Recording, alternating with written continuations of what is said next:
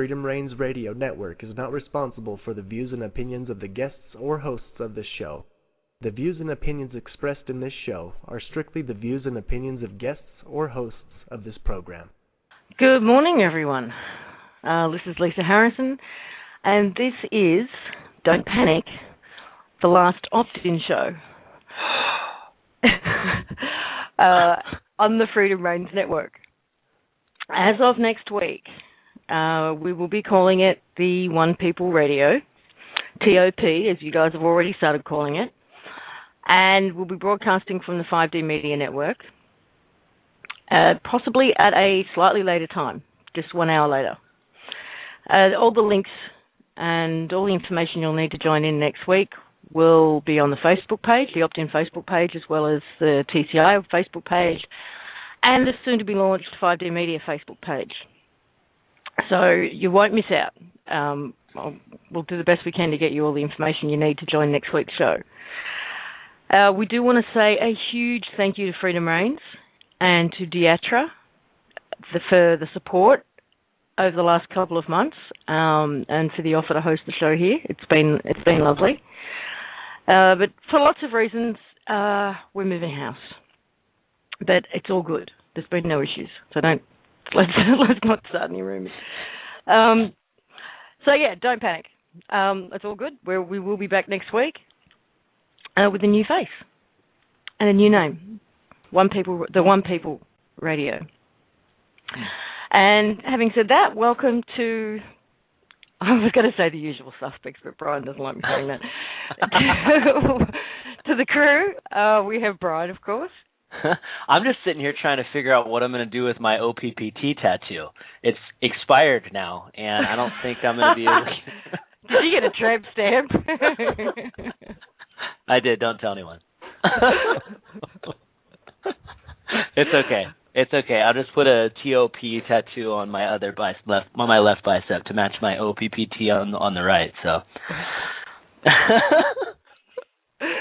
You can go around flexing those muscles. All good. All good here, Lisa. Thank you for having me, as usual. Hello, everyone in the chat room listening. And welcome to Chris. Hi, everybody. Welcome to all attending today in the chat room, listening. And, Brian, what I suggest you do is get one of those tattoo overlays. You know, they can add on the top or just put a cross through the OPPT and have foreclosed written under it, tattooed under it. So you'll become a walking historical document. We can trace the progress by just navigating Brian's body. You know, Chris, I can always rely on you for such amazing ideas. Thank you. You're welcome. You're welcome. You'll have to take some photos. Will do. Okay, we've also got Bob, of course. Hello, everyone. Welcome to the show. Glad to be here.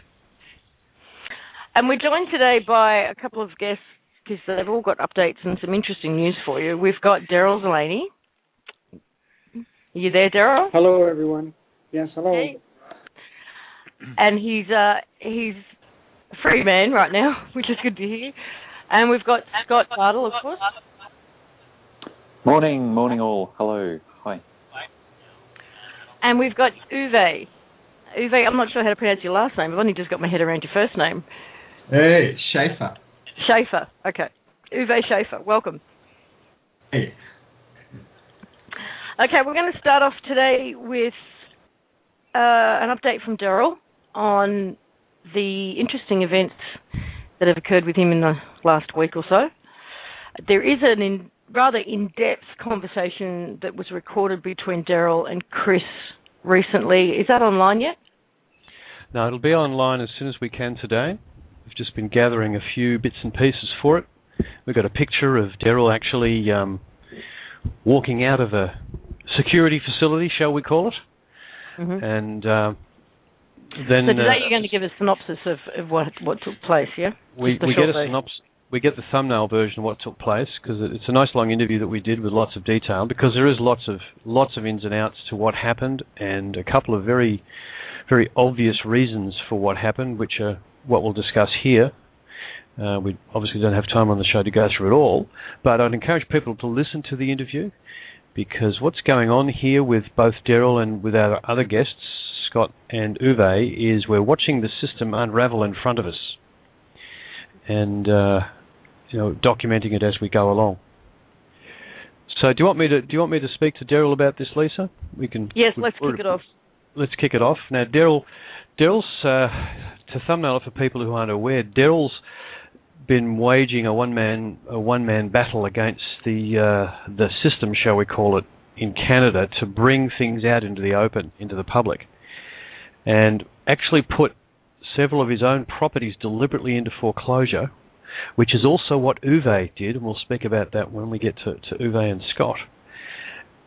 And in the process of going through the legal procedures, clearly identified the points at which the actual system is committing complete fraud upon everybody who's put into a foreclosure process. Uwe and Scott will actually be dealing with the contractual beginning of that process, what they do at the start of the mortgage process, which Scott's identified some really interesting aspects of. But for Daryl, he's right at the other end of the process. He's actually been evicted once from the house and went back for very specific reasons. Daryl, do you want to start there? Oh, damn, he's dropped off. All right, let's see if Daryl will get back on. Daryl actually... Yep, go ahead.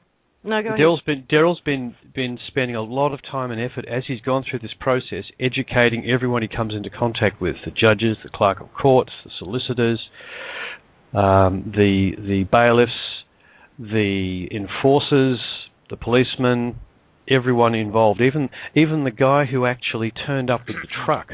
This is fascinating, Scott. You'll enjoy this one. The guy who turned the other day, which triggered this event that we're going to describe, was working for a company who manages foreclosed property for the banks. And he is a removalist, and he and his son came with their truck to Daryl's place. And after a short discussion with Daryl, where this fellow not only admitted, but told Daryl that he'd actually seen Scott's video, Frequently Unanswered Questions of the Australian Government, and was trying to work out whether the Canadian government was a corporation. And Daryl was actually able to show him on the SEC website that the Canadian government was a corporation. So he was not cooperating with the people that sent him there. He actually turned around and said, no, it's unlawful, we're not going to take this man's property, and refused to do so. So, Daryl, I've been filling him in with a little bit of the story. You're back in with us, Daryl? Yeah, I guess I dropped offline, so I don't know what transpired. And I guess you were talking about the guy, the mover. The mover, yeah. Well, we'll have to keep it fairly short. People can get a lot more detail out of the interview that we've done. But essentially, Daryl, you just need to explain why you went back to the property first, because I jumped in with the information about about Dave, the truck driver. But if you want to start at the reason you went back to the property.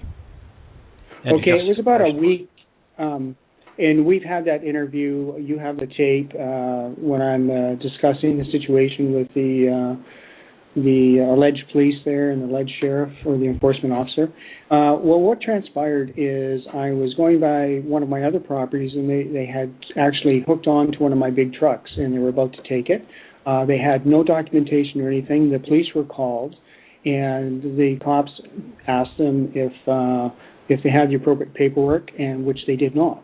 So at that time, they were ordered to release the truck and leave it there. But during the conversation, I found out they had already broken into one of the bays and they had stolen another large truck. Later that afternoon, I went back to my residence only to find out that a Bobcat loader was also stolen. So we're looking at approximately $40,000 vehicles and equipment that has been removed from my property, unbeknownst to me. So under the criminal code, I have every right to protect my property. It's called the color of right and claim of right. So I went back into my residence, and I stayed there for approximately 1 month. And during that time, no one from the property management facility came and checked on the residence. They're supposed to I'm going to say it's probably about 3 or 4 days. They're supposed to legally check to make sure there's no damage, no fire, no, flooding, etc. But none of this transpired while I was living there. And I would have only gone out, maybe a couple times a week to get groceries, but no one actually showed up to the residence. So on the day when they did, there was a truck with 2 operators, plus at least one representative from the management company. Yes, that's right. I noticed this vehicle backing in at the top of the driveway, so I took my camera out there. I took one of the filed flyers, and I took pictures of all the people. I believe there was 4, 3 vehicles and 4 individuals. I said, "You're trespassing. You don't have permission to be here." I gave them the flyers, and the truck driver, actually I invited him down for coffee, and we started talking about some things. He was reading the flyer, and he was quite interested, and I told him that Canada was a corporation, and he said, "I knew that." So. Uh-oh. That's not good. Daryl, you're back again. Come on, Daryl.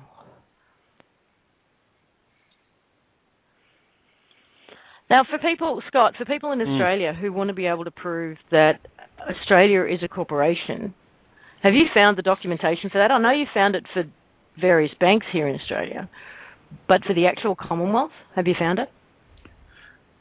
Beyond what's on the SEC website, there's very little that we've actually been able to come across. There is another website actually that's quite interesting to work with for corporations, and it seems to pull from the Dun & Bradstreet database. It's called corporationwiki.com. I'll drop that one into the chat there. Mm-hmm. And that one actually seems to present the ties to the other companies or individuals that are related to that company. So for example, Commonwealth of Australia, drop that into the Corporation Wiki, and it goes and shows all these various branches throughout the states, including about 62 different employees working in Washington. So that's a little bit. Will that work for most countries? It seems to. I did the same thing for state of Florida, and I was finding justices listed as companies. We were finding various different courthouses listed as companies, all registered with Dun & Bradstreet. So, it seems to work all over. Doesn't sound like government to me. I've just been sent, thank you very much, Lee Hu, a document which I'm trying to open.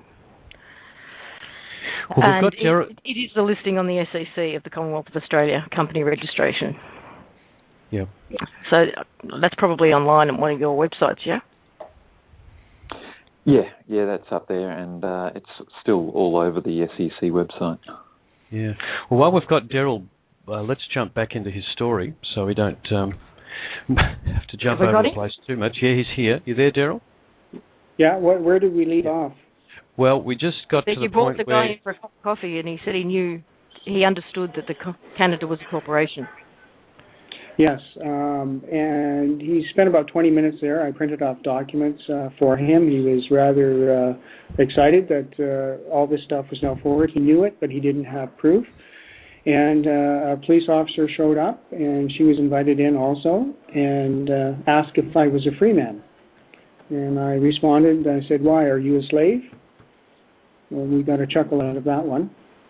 Then about 10 minutes later, and I was back at the table talking with the moving guys, and 2 plainclothes officers showed up, and they became aggressive. I asked them to leave because they were trespassing, and under the claim of right and color of right, under the criminal code, I was legally defending my property peacefully. They then grabbed me and put me up against the counter.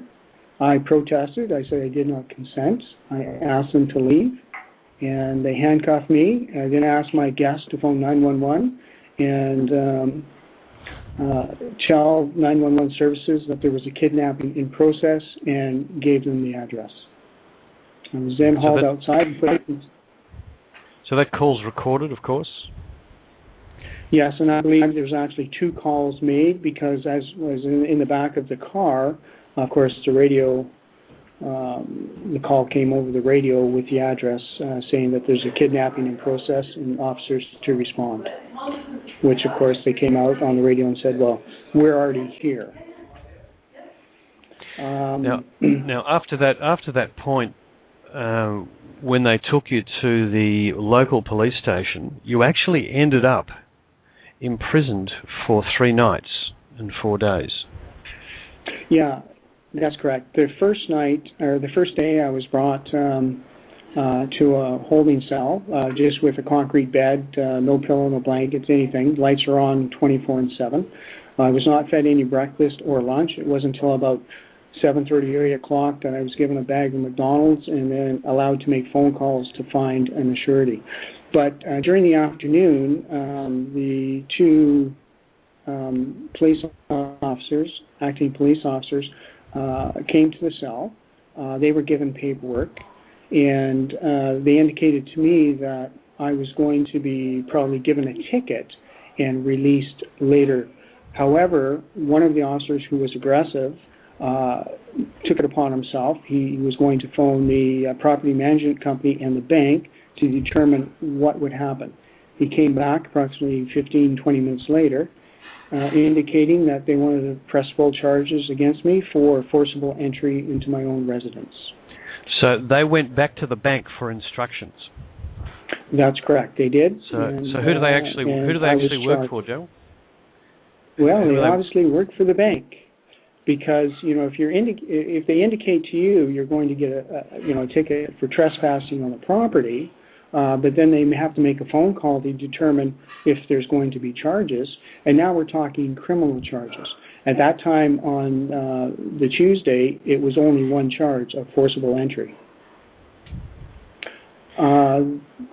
The next day, I was arraigned in front of a justice of the peace. Now, you have to remember, this is a first-time offense. I have no criminal record, nothing. I am not a threat to society. I was late shackled and handcuffed and brought into the courtroom. There is what they have is terms and conditions of the assurity. Normally what would have happened on a first-time offense is an individual is released on his own recognizance with a promise to appear, with no money put down as part of the bail. This was not the case. In actual fact, the terms and conditions were there was a blackout, a media blackout, which the judge read in the courtroom. In addition, I was not allowed to contact anyone. I could not use a phone or the internet, and I was restricted from going back to my property within 500 meters. And I had to be accompanied at most hours of the day. That does not sound like anything but censorship and political suppression. And that's exactly what it is, because they don't want the information out that the banks are nothing more than criminal organizations, and that's who controls the court system. Now, that would appear to be the case. I refused to go with those conditions, and the assurities that I had there were very upset. They were fearful that the police would be coming after them.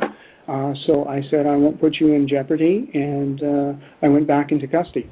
That night I was taken to another facility, and same sort of thing, just a concrete bed, no blankets, no nothing, lights are on, and I was fed there, however.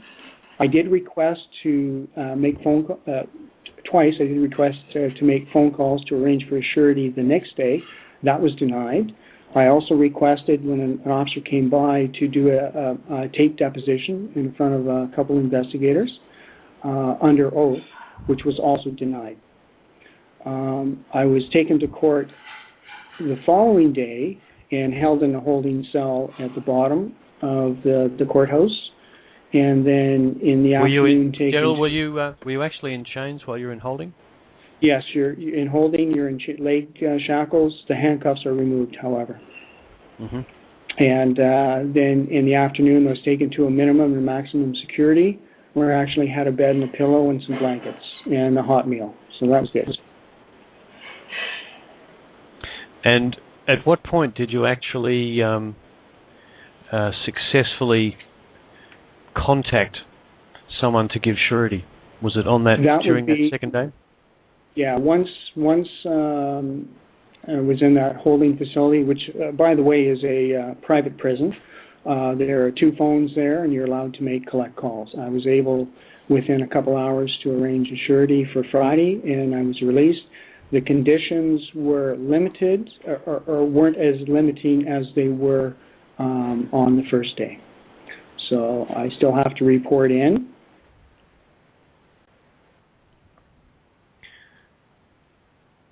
I think we may have lost Daryl again there, but I do know the conditions were that he had to report in. He had to stay with the people acting surety. There was no suppression. The Crown Solicitor was actually, in the end, in agreement that it was actually censorship, and took those off, because I think the system at that point recognised that was not going to be successful. Now, had they actually been successful in getting Daryl to agree to that, he would not have been able to do this interview today without breaking that order and actually being able to be pulled back in. So hopefully we'll get him back in a minute. He's dialing back in now. But the whole process was clearly designed to try to get Daryl to agree, to allow him, consenting, to allow himself to be completely stopped from communicating with the public by publication, on the internet, by phone calls, or any form of contact with his, in inverted commas, followers. So the whole process should have been a ticket in and out in a couple of hours, and it turned out to be 3 nights and 4 days, and a whole lot of terms and conditions put to him which were refused and eventually whittled down to some minimum ones. Gerald, just list your the final terms and conditions that you signed off on. Terms and conditions, I have to report in every Monday to a police station, and I have a hearing on Wednesday, and I'm not allowed to go back to my property. I have to remain 500 feet away. But the other conditions, not being able to use a phone, the internet, and talk to people, has been removed. I refuse to accept those conditions. Now, the actual charge, forcible entry, that's a criminal charge, and when you go back to court, and we discussed this yesterday, they are going to claim that you broke into their property, which gives you an opportunity in a court who will put a higher requirement on evidence, that is, because it's a criminal court, and you can actually ask them to prove it, because on the books, it's your property. That's right. Now the burden of proof is on the Crown to prove that this is whose property it actually is. I have a claim of right. We have a video recording of that. We have documentation. The bank, in the first instance, when the civil procedure, they have to provide no proof of who the actual owner is. All they do is point to, well, you failed to pay your mortgage, therefore we're foreclosing under this administrative act. In this case, we have a criminal hearing where the burden of proof is now on the Crown, and the argument will be, okay, who is the legal owner? Let's show it. Because on their own paperwork, this way we can bring... As you said before, their own paperwork shows this is the property you trespassed on, and your personal address is at the same property. So even in their own paperwork, it's saying that you trespassed on your own property. That's exactly right. Now, as an individual, possession is 9/10 in the law, and under the Constitution Act, no one is to have their property illegally removed without due process of law. And that's what they have done. There has been no due process of law. Brian, I don't know what's going on, but we can hear you there. Are you talking to someone else? Or? Oops, sorry, I thought I was muted. That's okay. Yeah. So the upshot, Daryl, is you've had a very interesting week, and you managed to educate a few people on the way through, particularly the guys in the final prison that they put you in on the last night. Yeah, they got a chuckle about that a person's arrested for breaking into their own property. We also talked about some things within the facility that training and education, instead of just locking people away and confining them to a small confined space, providing them basically no reading material, etc. Very, very eye-opening for me. That appears to be the system. Now, the entire process they put you through seemed to be aimed at discouraging you from taking any further action against them. Now, we know it'll actually have the opposite effect, obviously. Now, just for everyone out there, I was held captive in Tehran in 1988, and I was treated better there with the Iranian National Guard than I was here in my own country. And that is sickening and saddening to me. Indeed. Indeed. Well, you can catch the full details of Daryl's sojourn with the system from last week on the interview, which will be posted before tomorrow's show on the OPPT website, and probably on some of the blogs that normally repost things, American Kabuki, Releasing the Shackles, KP, Brian, etc.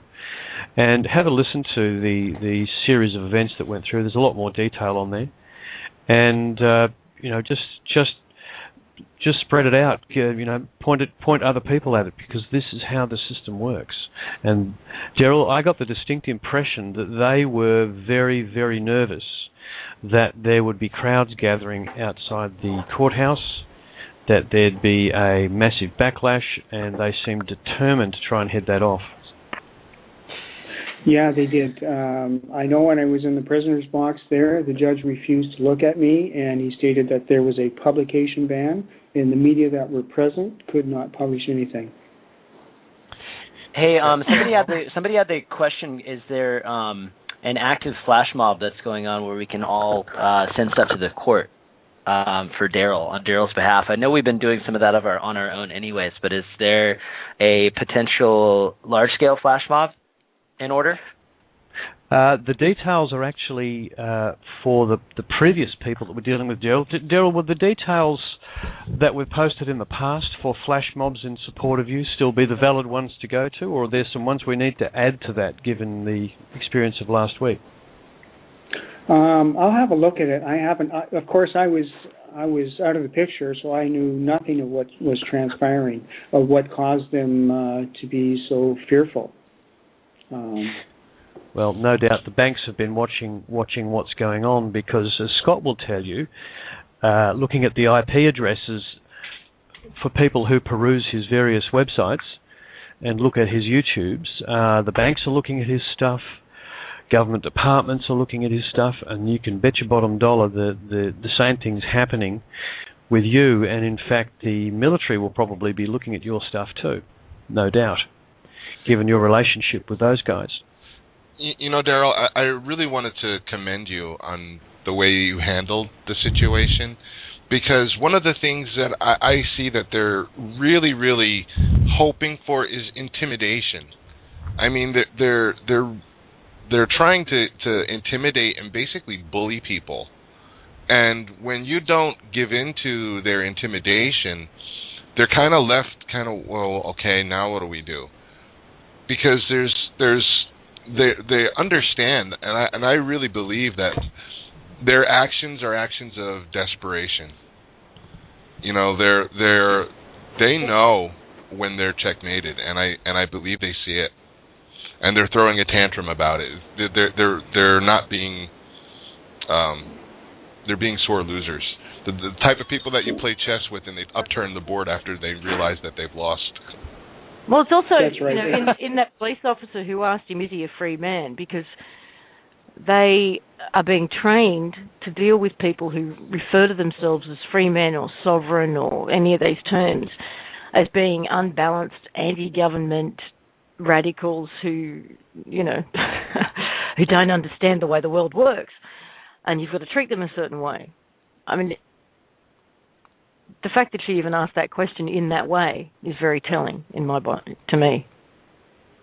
And you didn't behave that's right. the way she would have been trained to believe you would behave. That's right. So if you have a look at the interview from before, the same tone, the same demeanor with speaking with the police officers while they're there, they're trying to escalate things. I'm trying to de-escalate things to the point that he's standing over me, in my space, and I ask him to politely leave the property now because he is trespassing, in which case I'm arrested. Indeed. Yes, they're not going to take that lightly. Well, no, we'll see that, the old saying, behind every piece of paper there's a gun, is unfortunate but true, because that's ultimately what happens when you buck against their system. Now, Chris, actually, I'm glad you raised that point. When I was in the back of the car, the guy from the moving company was there talking to the officers, and I could hear him. He said, Daryl's absolutely right. What you guys are doing here is wrong. Here's the documentation. It's all here. What is going on? But they refused to listen. And his son actually came over to me, and his son told me the story through the window that about a week earlier, he's a law-abiding citizen. He has rifles that are legally registered. A SWAT team came to his home and seized all his weapons. And he was furious about this, and he has no recourse whatsoever. And he said, I am so upset that I never should have registered those.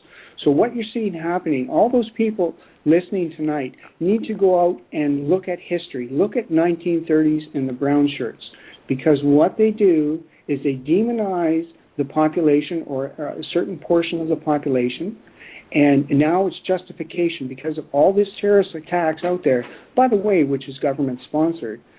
That's justification for them to go in and seize weapons from law-abiding citizens, because it's much easier to overthrow a country if they are unarmed.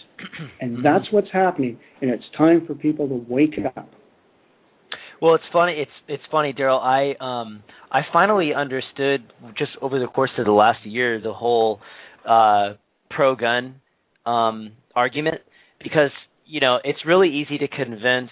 I'd say a good percentage of the American population that are still, quote unquote, asleep to what's really going on behind the curtain of government and politics. And to those people, they think no guns, no violence, no deaths, no shootings. But taking away the guns is just about the most dangerous situation a population could ever be in when you're defenseless against a power that could potentially overtake you. So I think a lot of that is coming now to light with the debunking of the Boston Marathon bombing and Sandy Hook and those kinds of things. So it's, if nothing else, it raises awareness that not having guns is not necessarily a good thing. Actually, it's terrifying. Well, it gets back to Daryl. Gets back to Daryl's original investigation that began this whole process for him, where he was investigating threats to Canada, threats to the sovereignty of Canada for a certain period of time, and came to the conclusion that the real threat was the government and the banks. And there's the problem with the logic that Brian just put forward, that there'd be no violence if there's no guns, but that's on the assumption that the government's on your side. And we realize it is not a government, and all it's there for is to make money for the investors. And that's clearly shown in the SEC and their yearly statements, their year-end. Gerald, one of the questions that we, when I say we, probably Scott and I muse on quite regularly is we're finding evidence, strong evidence, proof that these organisations are corporations. One of the things that's most difficult to find is exactly who the owners and shareholders are. Have you ever gotten to the bottom of that particular rabbit hole for the corporation that is Canada? Who owns Canada? It is a Crown corporation owned by the House of Windsor. So it's actually a property of the Queen of England.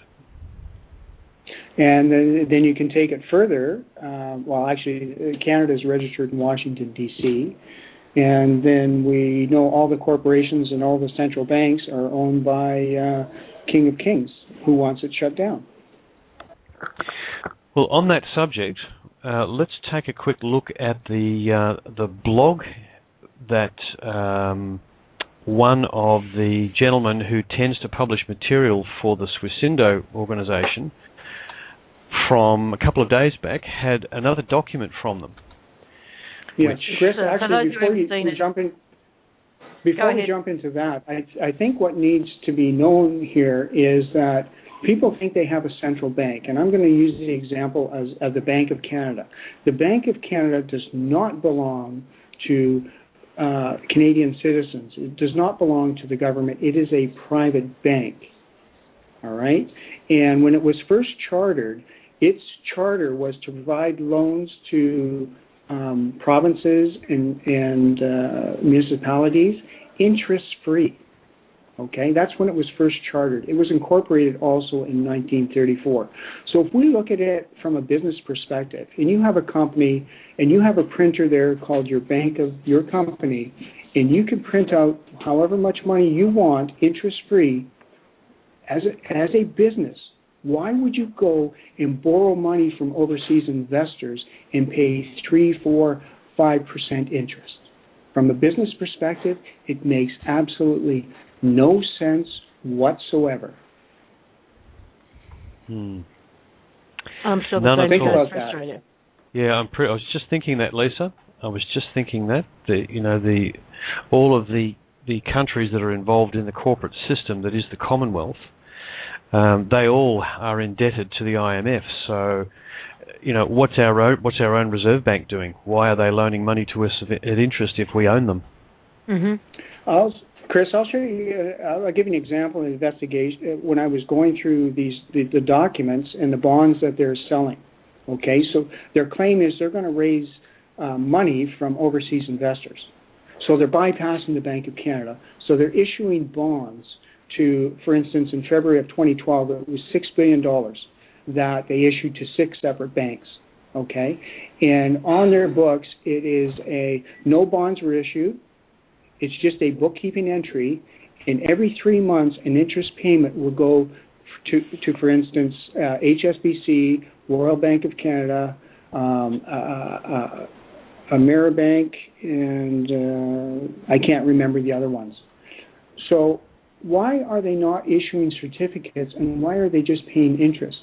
No money is actually transferred back to the government, all right? All they're doing is taxpayer money is going to pay these banks. And I couldn't figure this out. Why would they do that? Well, they would do it if you want to bleed the country dry, increase the taxes, and bankrupt your country. When you bankrupt your country, then the investors come in and they take your resources. One of the things I've always wondered is how many sets of books these guys run. Well, we know they have two because we have two. We have proof of that, and that's been sent to the Parliamentary Budget Officer, showing the actual amount. For instance, right off the top of my head, the Native Bank of Canada, as I recall, had $9.3 trillion in off-ledger accounts. Yet they say they have no money.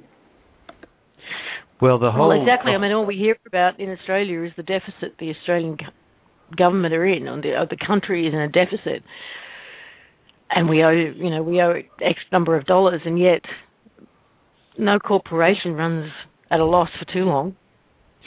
Well, the other aspect is, we're fed figures by governments and by various departments of governments, and one of the things that I've always wondered is this: where does our tax money actually go to?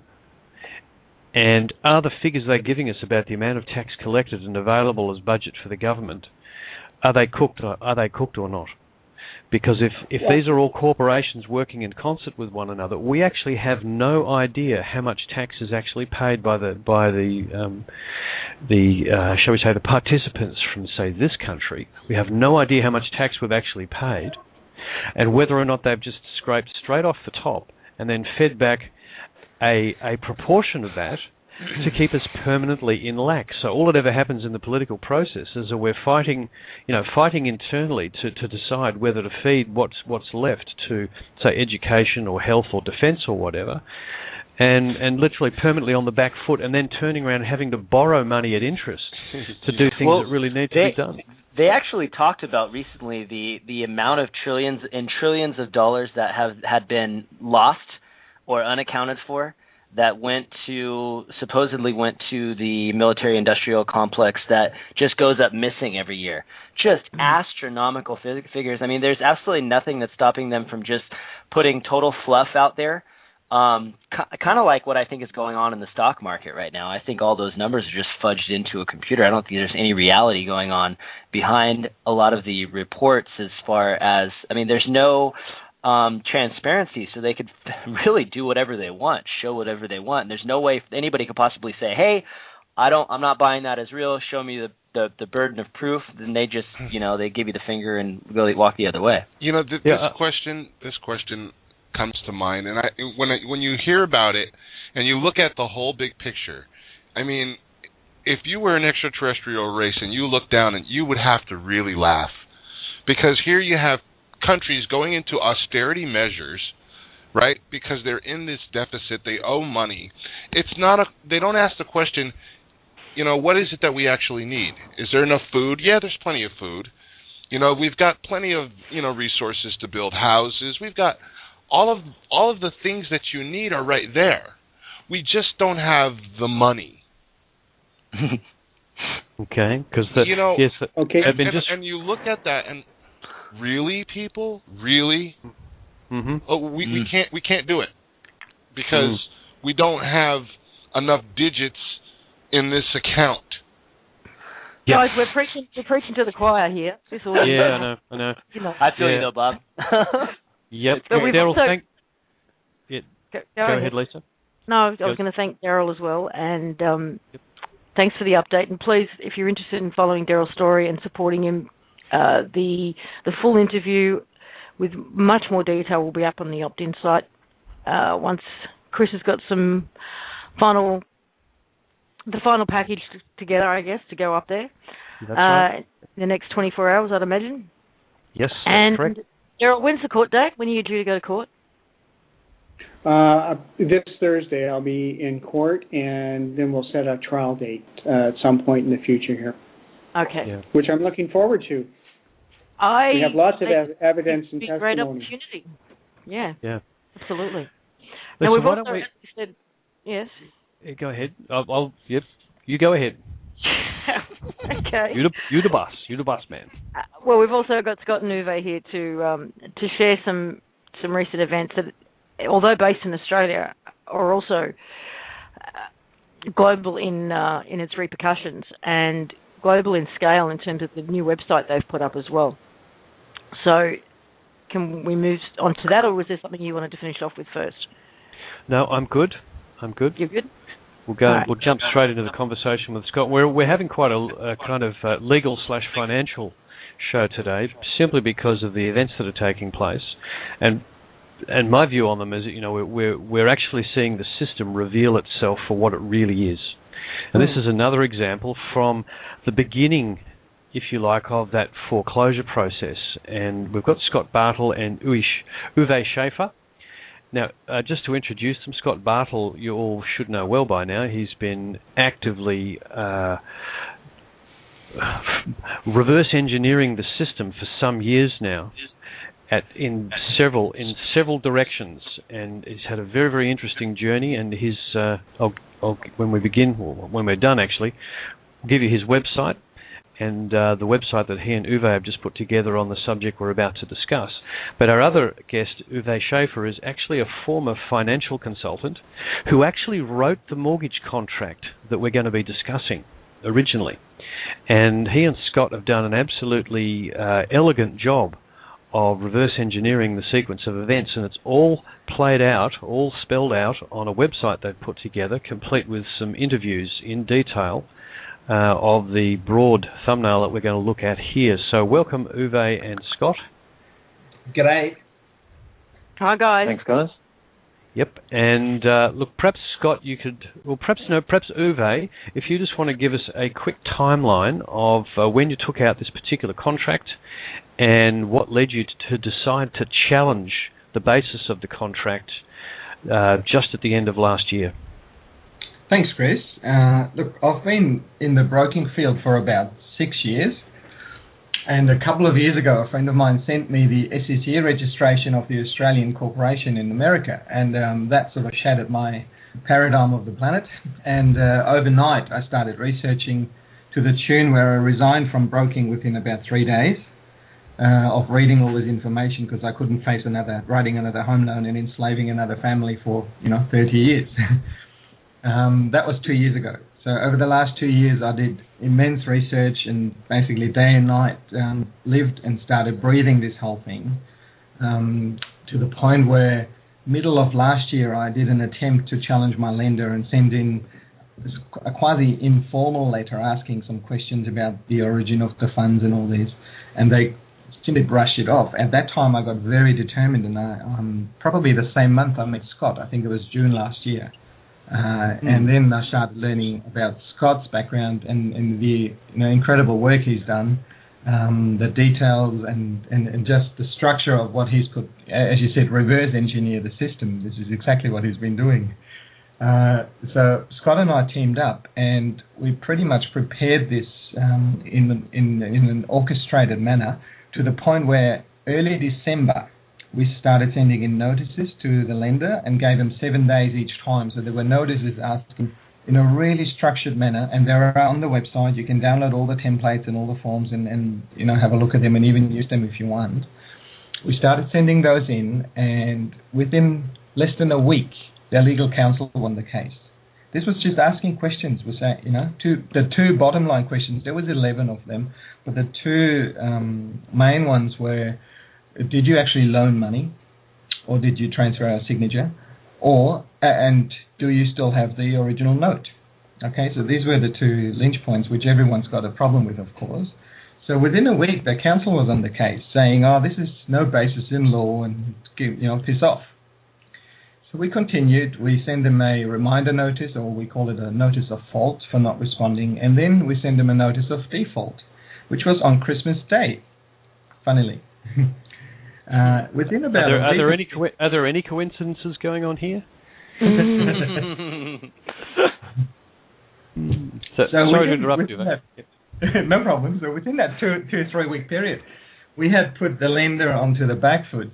That they had to provide certain information, and I forgot to mention that same month I stopped paying the mortgage as well. So we wanted to see what are you doing on the parallel path to enforce the loan. Okay, so we did our enforcement over here, saying you haven't provided any information to the underlying contract, and all you're doing is pointing at the signature. Whilst we wanted to see what they are doing, so they started their process of phone calls, letters, reminders. We had them in what we deem a default position from our end by the end of the year. And in early January, we started invoicing them for their actions based on a set of terms and conditions we provided. And these stipulated, if you call us chasing unsubstantiated debt, it's going to be this much. And you may have come across some of Scott's terms and conditions on his website before. Again, they're also on our website, and we put the link in afterwards. So this went in one direction, and they went down the other direction. However, the moment they reached their default notice, which was mid-February, unbeknownst to us, they went straight to the Supreme Court. Now, the interesting point here is that we initially wrote the loan or submitted the application in two borrowers' names, which is myself and my wife, and Barbara is the only one on the title. We did that for tax reasons at the time, so she's the only title holder. When they served us court documents last Thursday for immediate possession, they only went after the title holder, and even though relying on the underlying contract by name, they call her Miss not Mrs. They just mention my name in a little sentence on the side, so as if maybe they're divorced or not even together. So they're hunting down now their title holder, going straight for possession. Yes, relying on the underlying contract, however, not relying on the contract. Do you see what I mean? Mm-hmm. Yes, they're saying the contract is the proof, but it's got both of your signatures on it, and yet we're going after the title holder only. That's correct, because I'm the one who put them in the corner. All the letters and notices had my name on the top, so the default was actually done by myself. So they're trying to sideline that clearly and to withholding any information from the court. However, they also went straight to the highest court in Western Australia and took a hold of the highest judge, the Chief Justice that we've got there, who from experience we know could be a very difficult one to deal with. So you think they're a bit nervous, Uwe? It appears that way. So right now, where it's at this very point in time, we are 5 days in of a 10-day notice to make an appearance, or they give default judgment. So we've already formulated a plan where we're putting in a counterclaim in the next 2 or 3 days and putting them on the back foot for being in breach of contract. I can't discuss this at the moment because there are certain points which will certainly give them something to chew on. Now, the website addresses that we're talking about here is freespeechaustralia.org. Is that right? Correct. That's correct. The one that is chronicling, that's a good word, this whole process in real time for people, so they can follow along with what's happening when it's happening. The last edit was May 4. So you've got videos there, you've got documentation, and it's very clearly outlining the story as it's in chronological order, which is lovely, and people can participate, basically, and all the documents there if they want to use them for themselves or have a look over them and see if they may be useful to them in their situation. Yeah, that's right. Look, if I could ask for some real support in using this information and actually getting on there, leaving comments under the videos, spreading it around, so we can actually put some strong backbone behind this as well. Now, we do have our own backbone, no doubt. However, the more following we have, or following for lack of better words, the more support that we can show. If there is 100,000 video views coming together, I think we've had about 7,000 all up in the first week. And this hasn't really been hit out very hard yet because we weren't really sure which direction to go with the court, but we know now what we're doing. And the next week or two, if we can really push this out there, I think it'll put some wind up their ass. Sorry to say that. That's okay, you can say that. Yep. Yes, welcome to Australia, folks. G'day. The last thing I wanted to do with Scott and Uwe was to have Scott talk for a minute about a couple of aspects of the contract and the way the system actually goes about drawing you into that contract that I found absolutely fascinating when we talked about it last night. So, Scott, which it actually relates to not just the contract that you sign itself, but the application for the mortgage. Scott, do you want to expand on that a little bit? Because it's a pivotal part of the approach that you guys have actually taken, and it's been uncovering more of the system that we need to know about. Well, that's exactly it. And for those who are still scratching their heads as to why the banks were foreclosed upon, that website of Uwe's is brilliant to give that background as to what they've been, all their deceptive acts and practices. Now, the very first video that Uwe and I did, we pulled apart the basis or the presumption that there's an actual loan. And that video is probably brilliant to actually explore that. And it actually quotes from publications from the Federal Reserve Bank of New York, Chicago, and more recently we found another one from the Bank of England in their annual report that describes how new money is created when loans are made. Now, of course, that requires someone to walk into the bank to want a loan, which brings you to be the origin of new money. Now, if you're the origin of this new money, then there's no loan taking place. And what goes on is the application form is treated as a promissory note and is essentially converted the banks perform a conversion service where they convert it from a promise into this other form of promise, being cash. And so at that point, if you took your application form in conjunction with the deposit that you put down to buy a property, the vendor is already paid by the time this application form's been converted into cash. And so all Uwe did was, when he put the notices to the bank, it said, could you please demonstrate that you didn't do this monetization of this application form in accordance to the guidelines that you banks are publishing. Now, they've completely ignored it and want to focus on the contract. And this seems to be supported by the courts. They only want to explore the contract, as in the mortgage. Now, if your vendor has been paid by the deposit that you provided and the converted application form that in conjunction pays the vendor, then there's no need at all for a mortgage. And so what's happening when you get into court is all the bank's doing is holding up the contract, the mortgage, and saying, is this your signature here, sir? And of course you say yes. And then the judge says, oh, well, okay, well, in that case we'll move to judgment and you have to pay.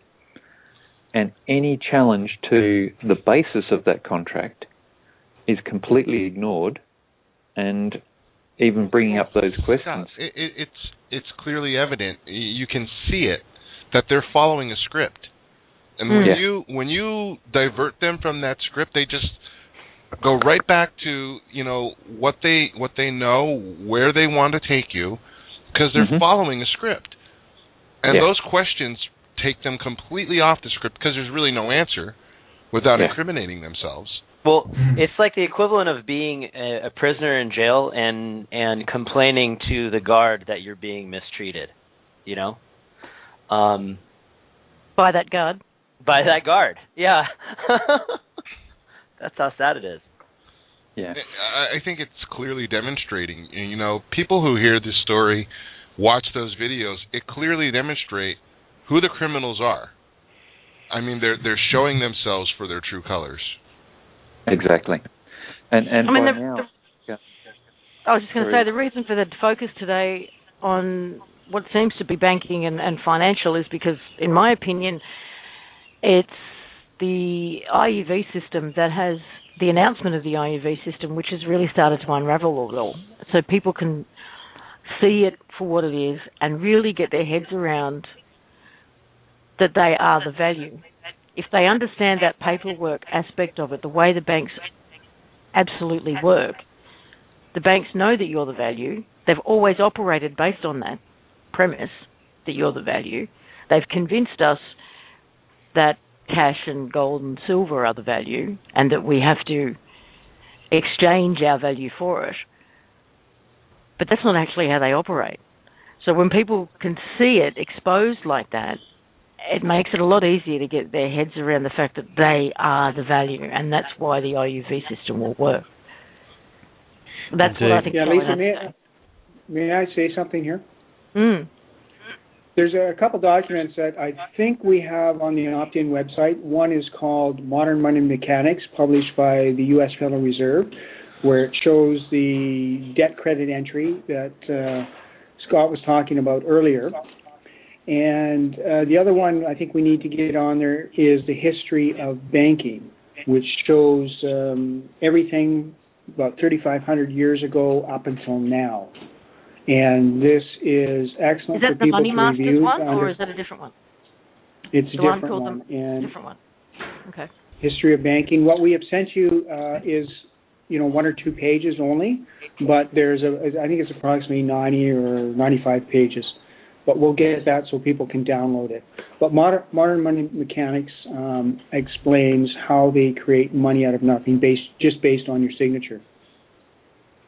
Yeah, that appears to me to be the key. If you look at the picture of what Scott just described, when you sign the note and give them your deposit, you just paid for the house. That's right. But they don't tell you that. they leave that fact out, and they turn around and they offer you a contract to pay them some money for a debt that doesn't exist. They create the debt for you and then convince you to pay it off. Now, here's where the additional fraud comes in. Under the modern money mechanics, at 10%, they take and monetize that. And for instance, if it's a local bank, they will sell that note. It's a $100,000 mortgage. They will sell that note to the central bank. The central bank will then give them $900,000 based on that, based on what they have to have in the bank. So in effect, your mortgage has been paid off again by the next one, by the next bank. And that central bank will sell it perhaps to another central bank or to the BIS, who does the same thing, now gets $8.1 million for that $100,000 note. Securitization process. And you know what the sad part about this whole thing? The poor guy who went in for that loan is now going to work 40 hours a week, and then they're going to tax that on top of it to pay back that loan with interest.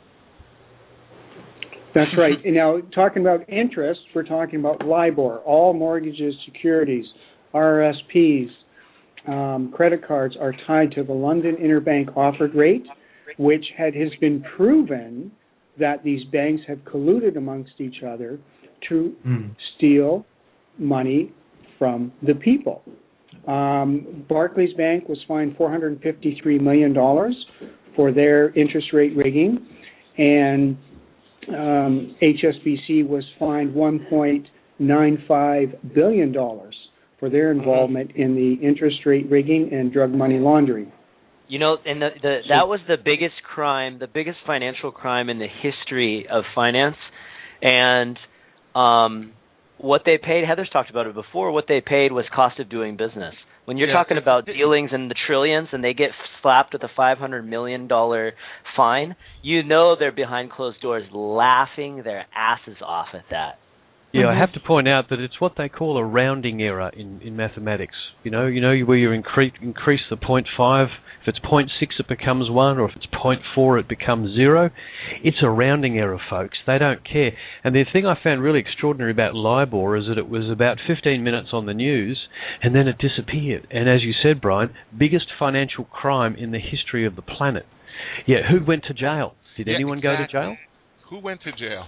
Nobody. Nobody. But Daryl, you got to spend 3 days there. I went to jail. Yeah. I wasn't even found guilty yet.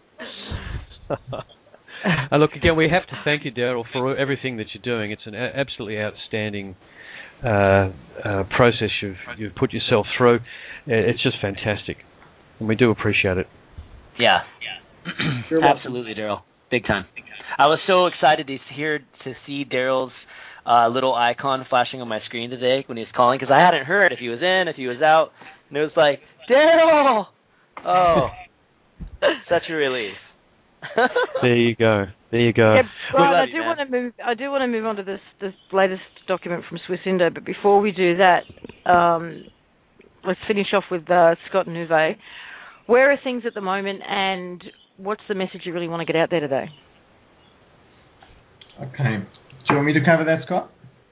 Go for it. Cool. Well, right now, as in timelines, we are basically pushed a bit by them trying to railroad as fast as they can. They're really trying to rush it. They, at this stage, think we're not represented.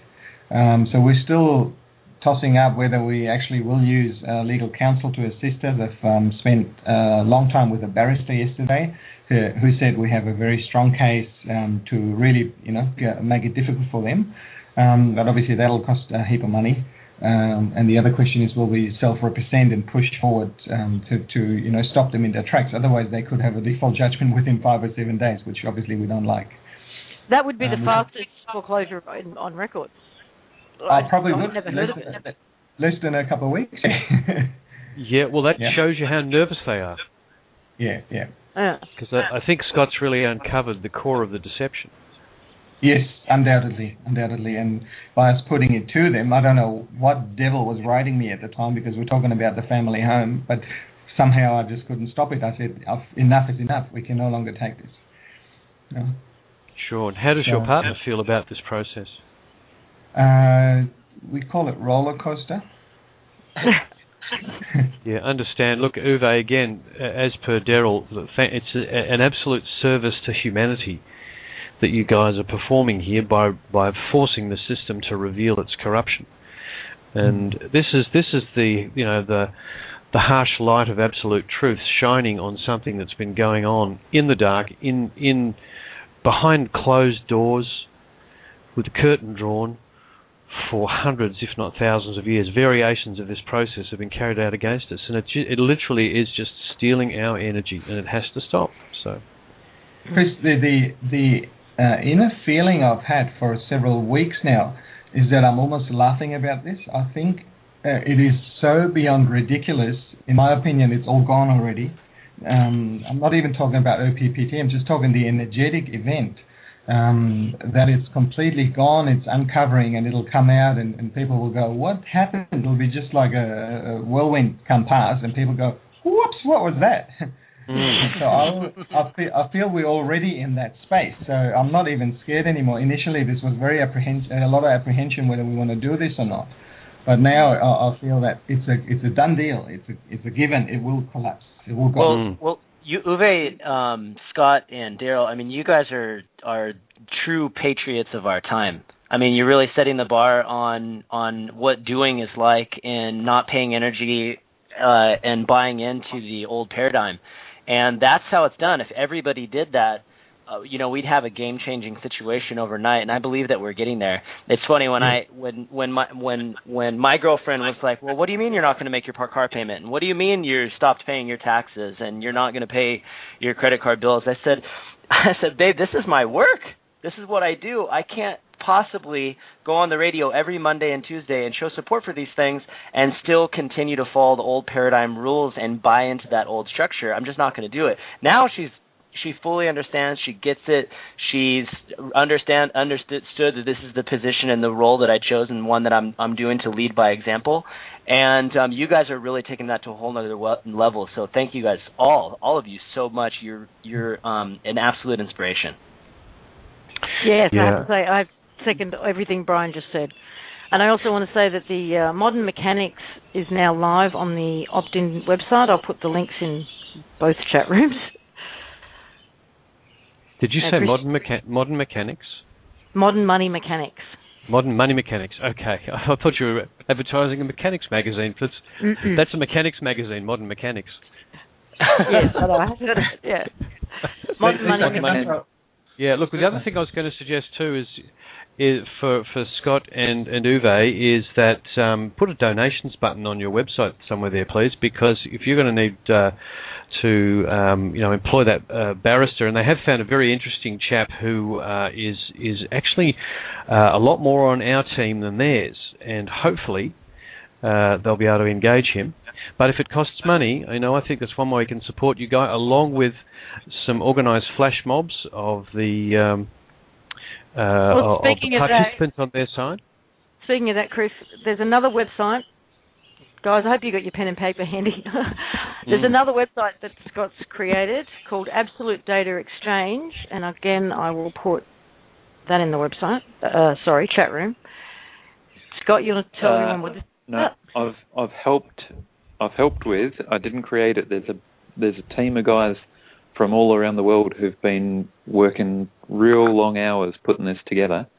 No, I've sort of looked at it and helped, but these guys have been working real hard putting this together and pretty much automating the process of being able to go and add a individual who's perpetuating the slavery system to the database, and also to assist others to go in there and send an email of the foreclosure flyer to those individuals perpetuating the slavery system. So if you want to share some support to others that are in positions like Uwe and Daryl, I think the plan is to create certain campaigns to highlight specific groups and send off a foreclosure flyer to those individuals and help share the love that the system's foreclosed.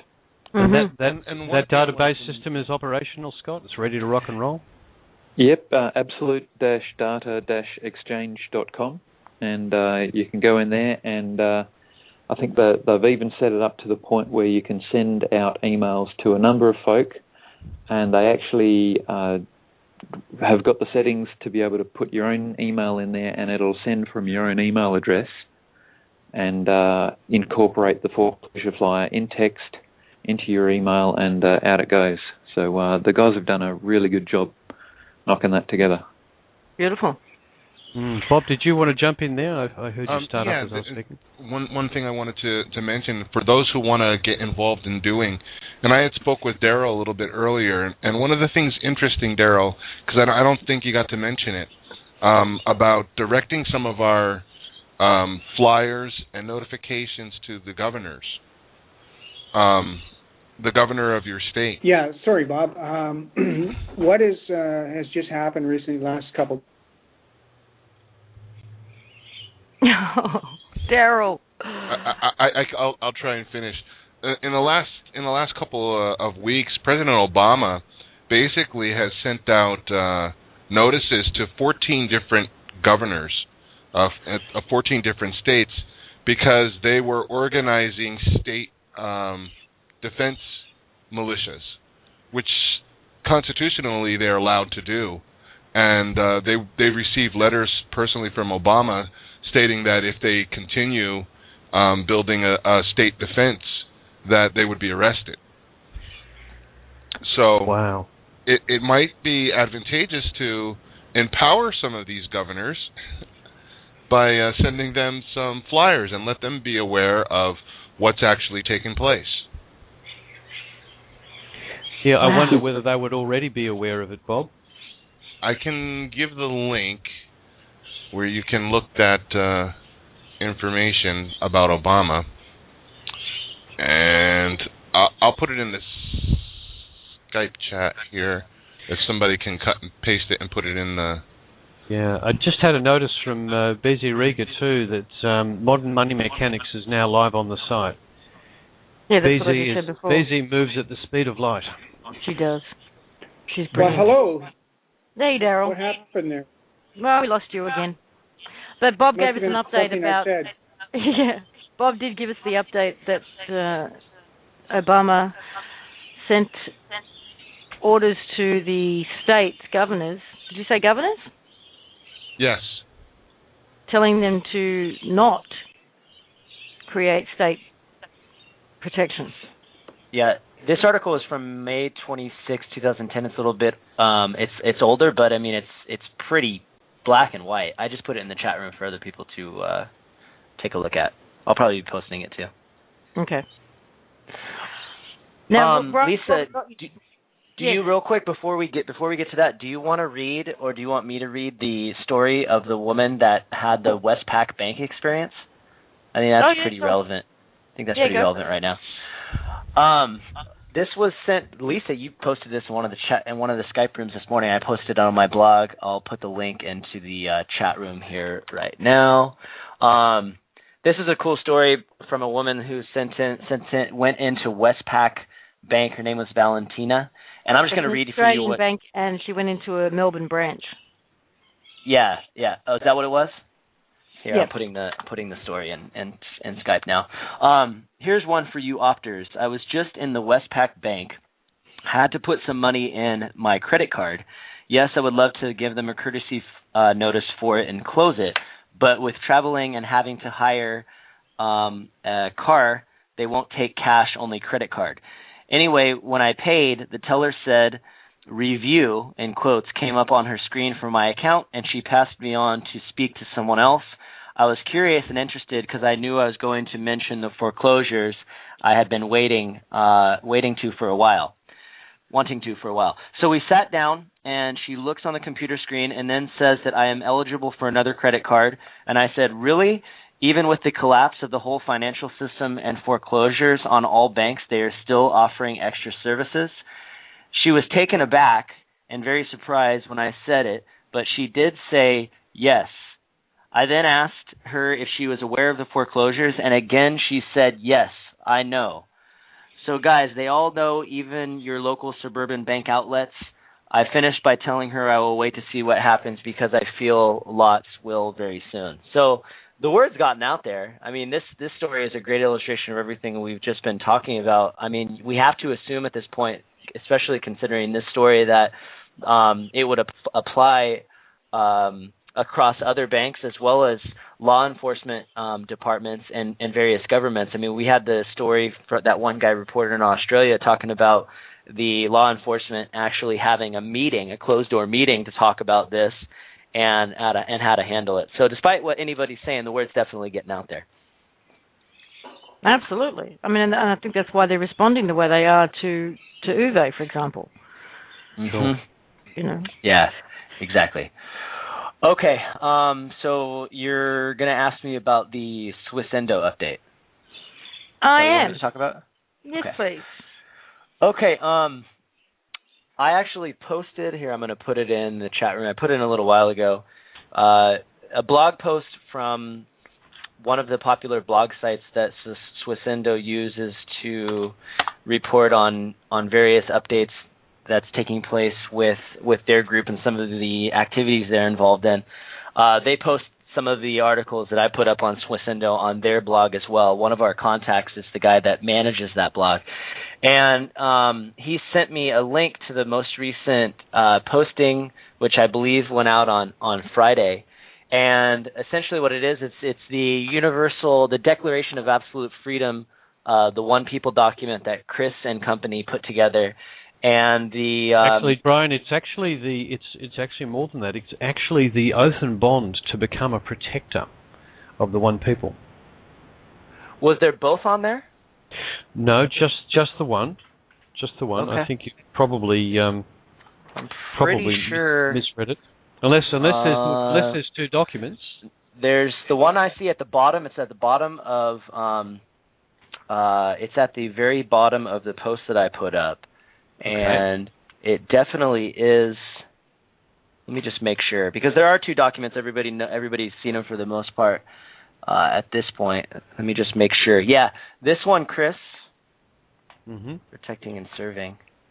So we've got the M1 King of Kings, Mr. Sino, signs the Declaration of Absolute Freedom.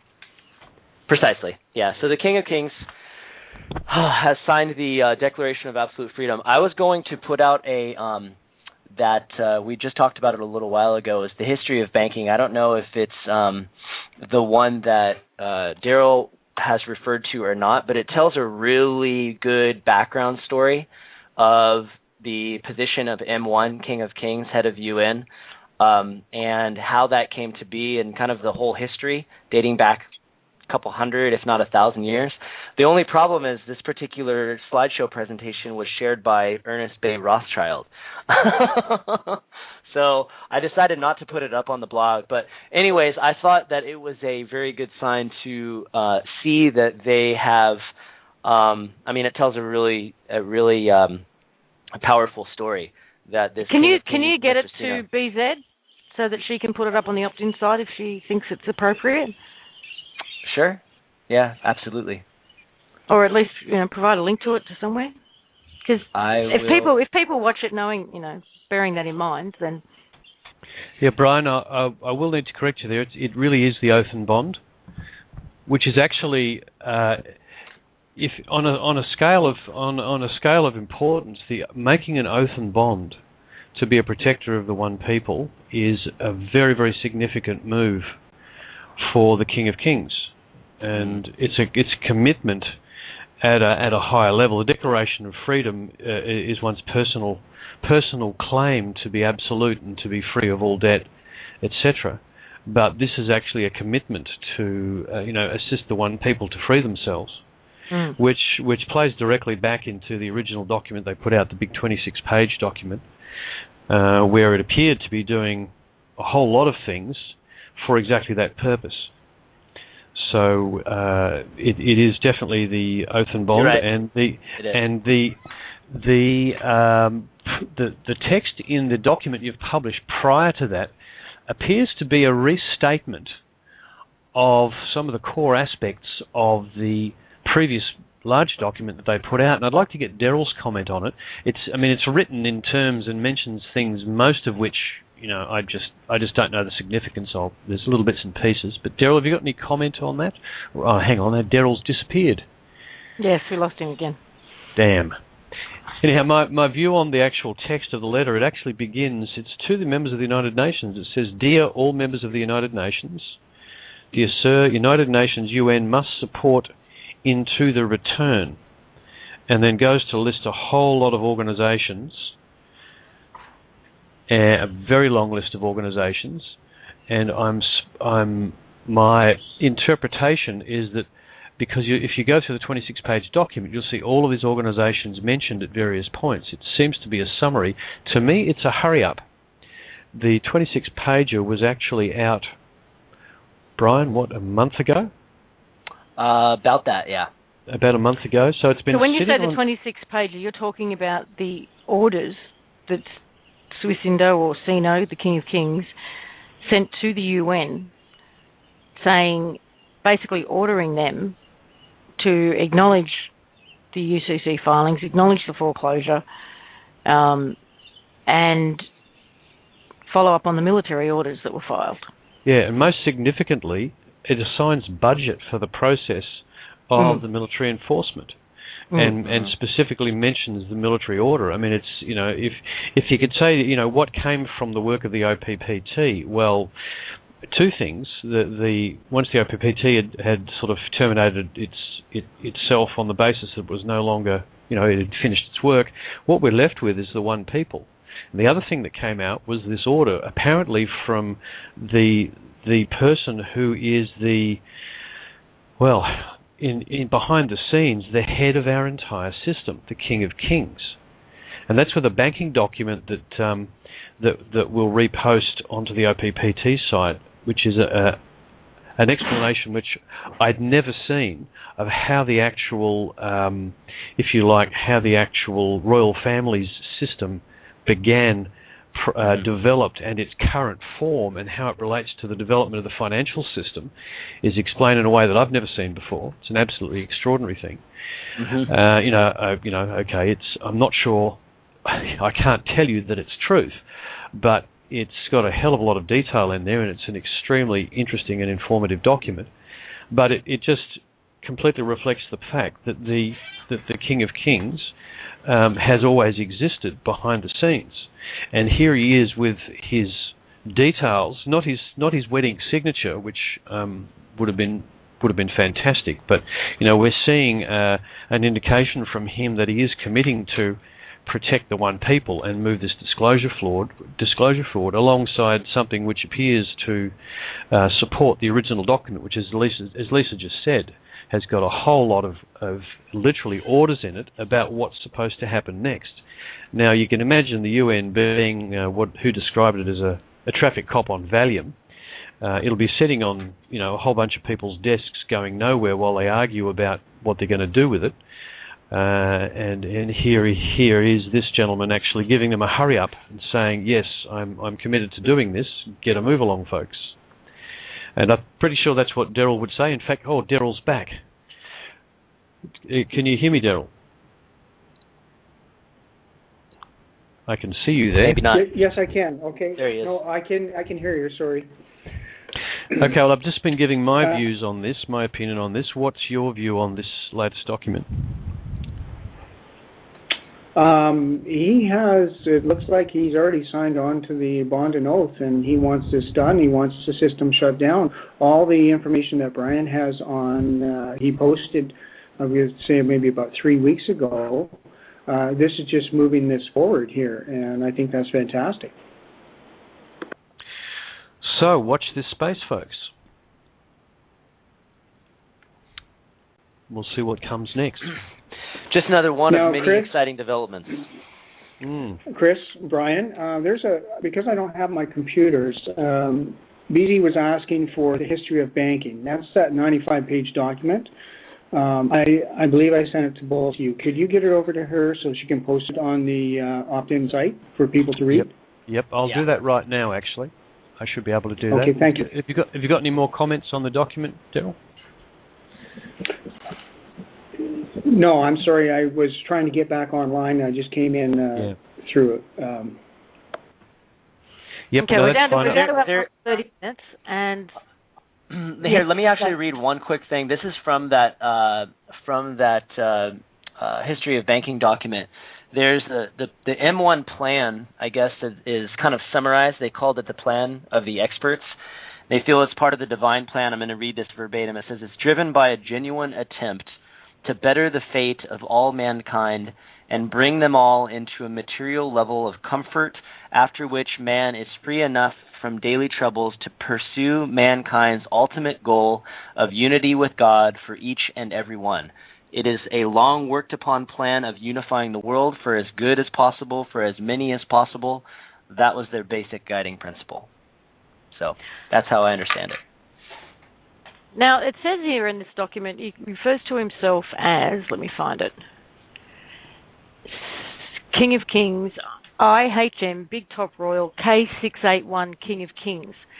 Is that in reference to he is the 681st in line to hold that position? Well, the 681st holder of the position is my understanding of it. So this line goes back, allowing 20 years per occupant, which I'm not sure how that would work out in terms of accuracy, but that goes back 13,000 years. So we're talking about a line of succession that has always been present throughout our history, going back to before Atlantis, if that information is accurate. Fascinating thought, folks. Yeah, very. Indeed. That's something that stood out for me. And I mean the whole document's pretty cool, but that stood out for me. And again, right. I'd love to sit down with the folks down at Swiss Indo and get an actual interpretation of some of the stuff they write, because it's almost impossible to interpret it from our position here, except to get an overall take. So interesting times. People are wondering why it's only happening now, and I'm going to give you my very limited perspective on this. Is that what we're dealing with is a group of individuals who are, and who always have been, cloistered to a certain degree, and surrounded by, in their inner circle, their outer circle, and their extended reach by corruption. Mm-hmm. And they have not been able to pave a clear path through that corruption in order to achieve their goal. And the last time they had tried to do that was with Kennedy back in the 60s. Mm-hmm. That was the furthest they got in recent times. And that's now only as a result of what the OPP did with their filings that's cleared a path for them. That's exactly how I understand it as well, Lisa. And that history of banking document is what tells that exact story. And essentially what happened was when the monetary system got put into play, all the corruption commandeered the authority of this M1 King of Kings. And it just got so corrupt and broken that it was part of their heritage, it was part of their legacy, but their hands were tied to act on anything until the UCC filings came into play. One of the things I wanted to remind everyone, way back during the original, maybe it was the second Heather interview, Brian, I'm not sure, but everybody asked, well, what is it that can we do? What can we do? And Heather mentioned you're already doing it. Your comments on the blog, the radio shows, the different videos that are placed up, all of this, they are paying attention to. So to answer that question, it's happening now because we're happening now. The fact that they even mentioned the public trust in their declaration and in that executive order tells you why it's happening now. We're happening now. And this is something that really should empower people, because everybody, I have had this conversation. I'm sure each one on the panel and everyone listening has had this conversation with some member of their family, and, well, what can I do about it? Comes down to, or one person can't change the world. Well, yeah, it can. and it has, and it is continuing to do so. So everybody give themselves a pat on the back, a round of applause, because you're the ones that are doing it. Yeah, every the things that Uwe and Scott are doing, that Daryl's doing, everyone around us is doing in their own way, putting energy into this process of moving us out of a really old and completely corrupt system. And we're not too sure exactly what we're stepping into, but it will make it work. And that's the thing. If we, the concept of the one people is the other thing that came out of the one people's public trust. Just knock off the public trust, and you're left with the one people. And I have to hats off to Heather and the other trustees. They've pulled us through an educational process that we really could have taken decades, right? And they've pulled us through it in a few months, which is extraordinary. And it's had the same effect on the guys down at Swissindo. They have responded at for them unprecedented speed. Normally this sort of thing would take years to organise, and yet within literally weeks of seeing the work the OPPT did, they're issuing an order that will change the planet. Like, really? Wow. So they must have got an absolute energetic blast from the result of everybody's attention and efforts on this score. As Lisa said, I agree with her views completely. They're very cloistered, surrounded by circling sharks, and the only thing they can do, they can't make little moves. They can only make really, really big moves that affect the whole system. So they can only do it when the conditions are exactly right. And because they responded with such speed, I'm looking at it thinking they're ready to rock and roll. And here the second document arrives that all it does is support to a greater degree what they've already done in that first order. So I am, congratulations to absolutely everybody who's been putting into this, and thank you to the one people. And speaking of doing, I want to thank our wonderkin, BZ. She's already got the history of banking up on the website as well. Cool. There you go. If anybody's listening that wants to look at that document, because only the people in the chat can see the link, it's posted today on my blog, briankellysblog.blogspot.com, if they want to go look at it. Cool. Okay. Updates, everyone. What's the updates on Project 13 and the IUV exchange? With Project 13, it's Caleb's still powering along in the background there, getting it ready to launch this month. As he said last week, that if he doesn't get it done, he's putting a gun to his head. So we're leaving him alone to just get the work done, because we don't want to see that happen. The IUV exchange, we don't actually have an update on that, because the first thing that'll come out is Project 13. Mm-hmm. And everything else will be built, I guess, on top of that. But what we do have is something that Brian's put up on his blog, and I'm just trying to find a link for it. Updated understanding. Here we go. Oh, yeah, I just put it in the chat. Okay, updated understanding of the IUV exchange system, Project 13, and clearing some disinfo. Now, it's a combination, what this post is a combination of a synopsis or an understanding that a gentleman wrote, whose name is, Brian, can you remember? His name's Simon Parker. Simon Parker wrote, right. And then that conversation, his synopsis was shared with Heather, so she went through and clarified some aspects of it. So what I suggest you do is go and read the entire post. His summation is pretty accurate. What he said was, ever since money came into existence, it has been used as a tool to represent the true value of the human being, which we touched on earlier. The true value, the intrinsic value of human beings, can't be equated to a number or to any amount of cash. Money has been inserted between the creator and the created, and has been used to manufacture a system whereby human beings have become slaves to money and the money masters. What the OPPT filings back in 2012 achieved was to expose the slavery system and to effectively neutralize it. Now, later on in this month of May 2013, the so-called IUV exchange will be launched under the title of Project 13. That's one of the things that needed to be clarified. Details of the content and the way the system will work have yet to be released. Suffice it to say, however, that this system is the game changer. So what I am suggesting below is nothing more than a best guess. Each person on the planet will now have the opportunity to connect with an online system that offers them the following. 1, a personal value resource worth 10 billion of any existing currency they choose to use. 2, a personal iPage that consists of an alternative to Facebook, but without any monitoring or data harvesting. A facility to create your own web page, I think. An equivalent to eBay or any other similar trading platform. An equivalent to Amazon or any other similar market stall. An equivalent to Skype. An online banking facility which contains the 10 billion.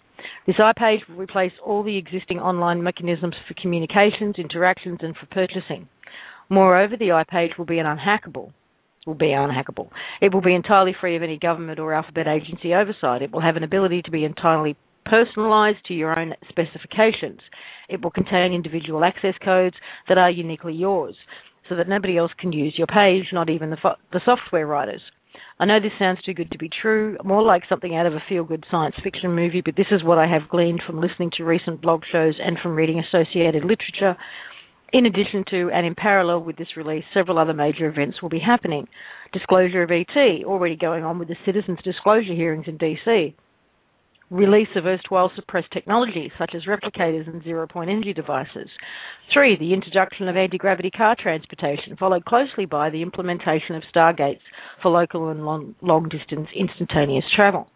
Needless to say, the existing banking system, along with all associated structures and mechanisms, will collapse as soon as this iPage is released. Governments will become irrelevant, the politicians will disappear back into their holes. Additionally, chaos will inevitably ensue for a short period once people have access to these unfathomable amounts of money, as nobody will bother turning up for work or for anything for that matter. This is why it's important that all suppressed technology is released in tandem with the iPage. And it goes on, but included in this post is clarifications from Heather, some comments from both Brian and American Kabuki.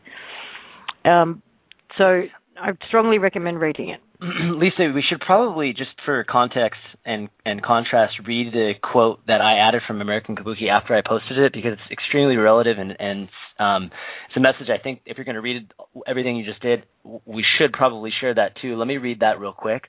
Sure. American Kabuki wrote, I would caution people to wait until the UVI exchange is released until making grand proclamations as to how it all works, considering this was obviously not from Heather. It was from someone else, from this guy, Simon Parker. Got it.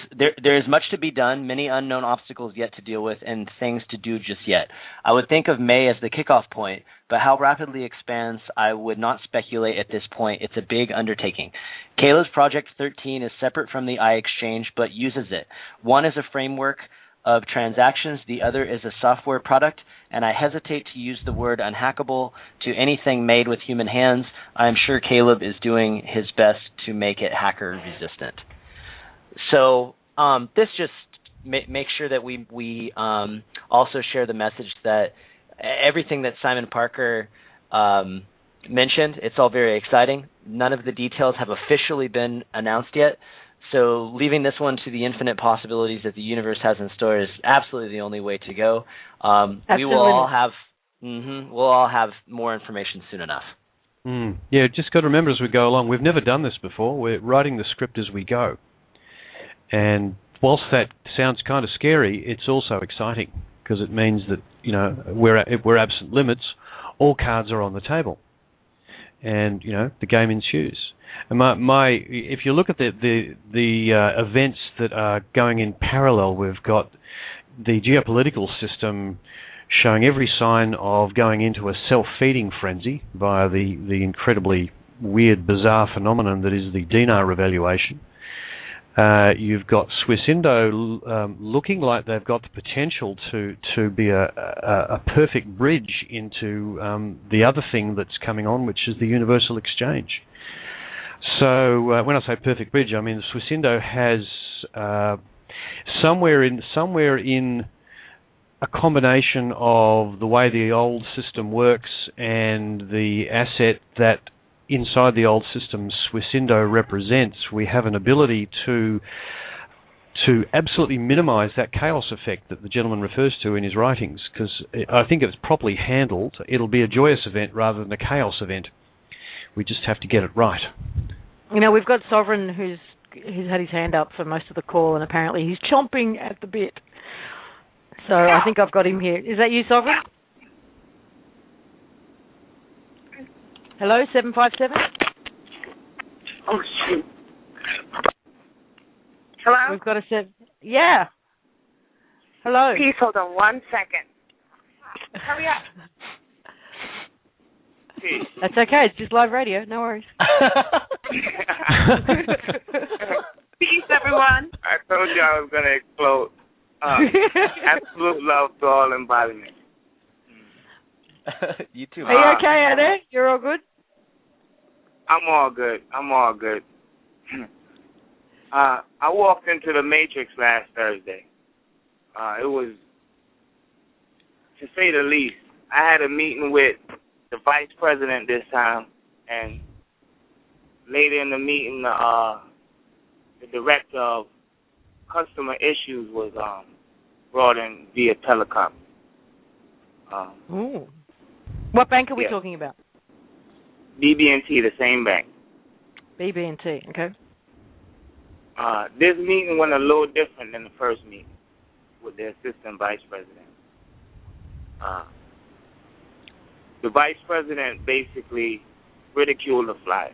She discredited it, and one of her remarks specifically was the words on the flyer didn't seem to be worth more than the paper that it was written on. And that touched me a certain way. So I asked her the question, did you review what was on the flyer? And her remarks was, no, I didn't read what was on the flyer. And she said, we see stuff like this all the time. And I said, so if you see stuff like this all the time, then you should be aware of what's on the flyer, and things should ring just a little bit different if you look into the information. And that's when I pointed to the fact that should any individual pursue any actions on behalf of a foreclosed bank or government causing any individual any damage, as herein described, they in their individual and unlimited capacity are absolutely liable. And those words seemed to ring a bell to her. So she got up in her seat and began to pay attention. And her next words were, well, what can we do for you? And I went into my intentions and my terms and conditions of how I want BB&T to go forward with me in the future. You know, I gave them the scenario of if I choose to go get a car and I write a check for that car, I expect for BB&T to monetize that check because I am the value of my account and I am the one that control the flow of my currency. And when I was finished with my terms and conditions, her reply was, it seems that you're looking for something for nothing. I said, wow. So I saw that I wasn't getting anywhere with her. And I asked for the next person up the chain, which I thought would be the president. And she said, no, sir, I was the one that was sent to resolve this issue. So it seemed like the flyer went around all the top heads, and they did review the flyer. So this is when she got on the phone with director of customer issues, and this person is in control of all Eastern Seaboard, from Maryland all the way down to Florida. And I asked them both if they were aware of the information before I brought it forward to them, and they said no, I was the first. And it struck funny because they both said that they never were aware of the information before, so now they were going back on what they were saying. They were contradicting themselves. So they then asked me if I had a claim against BB&T. And I said, no, I don't have a claim against BB&T. What I'm telling BB&T is that they're foreclosed upon. And if BB&T wants to respond to what I'm saying to BB&T, then they need to do it in the correct form, in the affidavit of fact, rebutting these claims, fact for fact, point for point. And that's when they instructed me, say, I suggest that you get a lawyer. And I said, I don't need a lawyer because I represent myself. I don't need a lawyer or a liar, for that matter, to represent me in a way that I don't choose to be. You know, for one, I'm sovereign. So they then said if I have a claim against BB&T, I'm going to have to do it in a form of a grievance. I said, well, what's following this is going to be a courtesy notice not only to you, but to the Director of Customer Issues. So that's my story. Thank you, Sovereign. Loving you doing. Beautiful. Yeah, great stuff. And don't you worry, they know. And what was their attitude to you at the end of the meeting as opposed to the beginning? It was very warm. It was very warm. The Vice President actually said she admires my passion, and she could tell that I was obviously passionate, and there was something to the foreclosure flyer. Now, I'm only insinuating that she did go over the foreclosure flyer, and what she was trying to do was not hinder me in any way, but she did because she pretty much, I felt like she restricted my flow, so to speak, because I said I wanted to do something with my account, and she said I can't do that because I was looking for something for nothing, you know, and that's what the banks have been doing for so long, harvesting our energy. Yes, they don't like the tables being turned, do they? No. Right. No, but that's fantastic work, Flo. Beautiful. Yeah, man. Thank y'all very much. I wanted to know if y'all had any suggestions on how to move forward from this point. Well, you got to remember who you're dealing. I mean, we're dealing with other human beings who are suddenly concerned about their livelihood, their jobs. They probably have mortgages of their own, and this is all news to them. And I would say at this point, just to continue doing what you're doing in an as loving and supportive manner as possible, and letting them know that this affects them too in a very positive way. That there's nothing to be frightened of. This is freedom for them. You know. But one of the things I might suggest, Sovereign, don't take what they said as a negative, because they're speaking to you in a way, because everything is an offer to contract, and basically what they're telling you is, okay, you're looking for something for nothing. In other words, what do we get out of it? Yeah. Right. You know, that's the question they asked. What do we get out of doing this? And you can say, okay, I will include an exchange fee or a processing fee or whatever, or a certain amount of value that you can devalue my notes by. But that's what they're looking for. I did mention that, Bob. I did mention that as a transaction center, you could negotiate your own fee for monetizing me putting a promissory note into the bank. You know, I did mention that. I want to monetize my own money, my own value. This is what I want to do. I actually gave them the idea even further into that. I have a home power plant system that I intend on building. I want to put down all these power systems that's leeching people and sucking people's energy. I want people to be self-reliant. So I want to build a system for each and every sovereign home out there of conscious beings just pulling in their own energy, you know. And that I want to fund my own project, and I don't want nobody hindering that.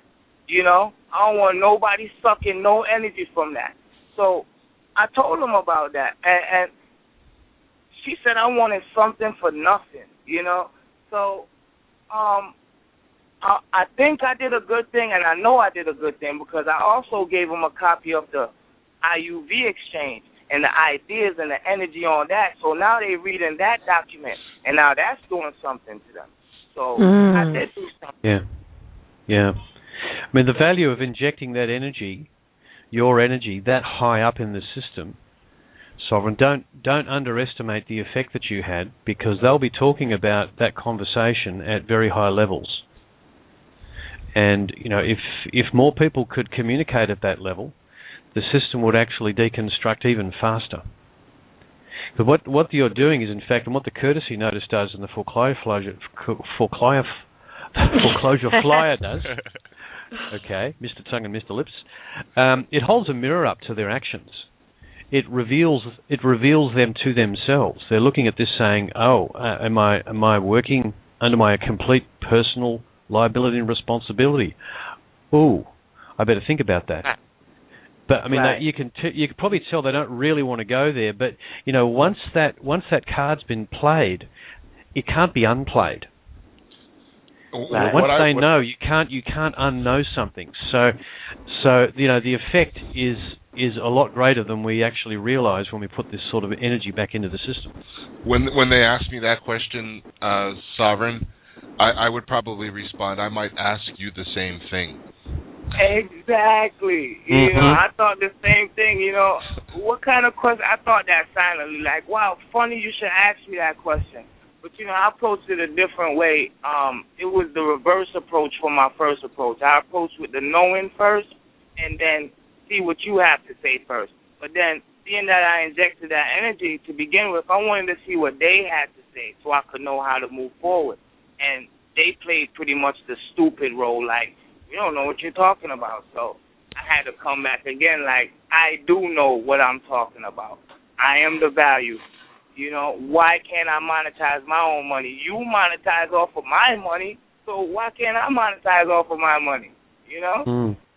Sovereign, if I can make one suggestion, have a look at the interviews between Scott and Uwe on their new website, because they're talking about revealing the fact that the application form for the mortgage contract is a key element of what they're doing, because that's the promissory note they use to pay off the debt.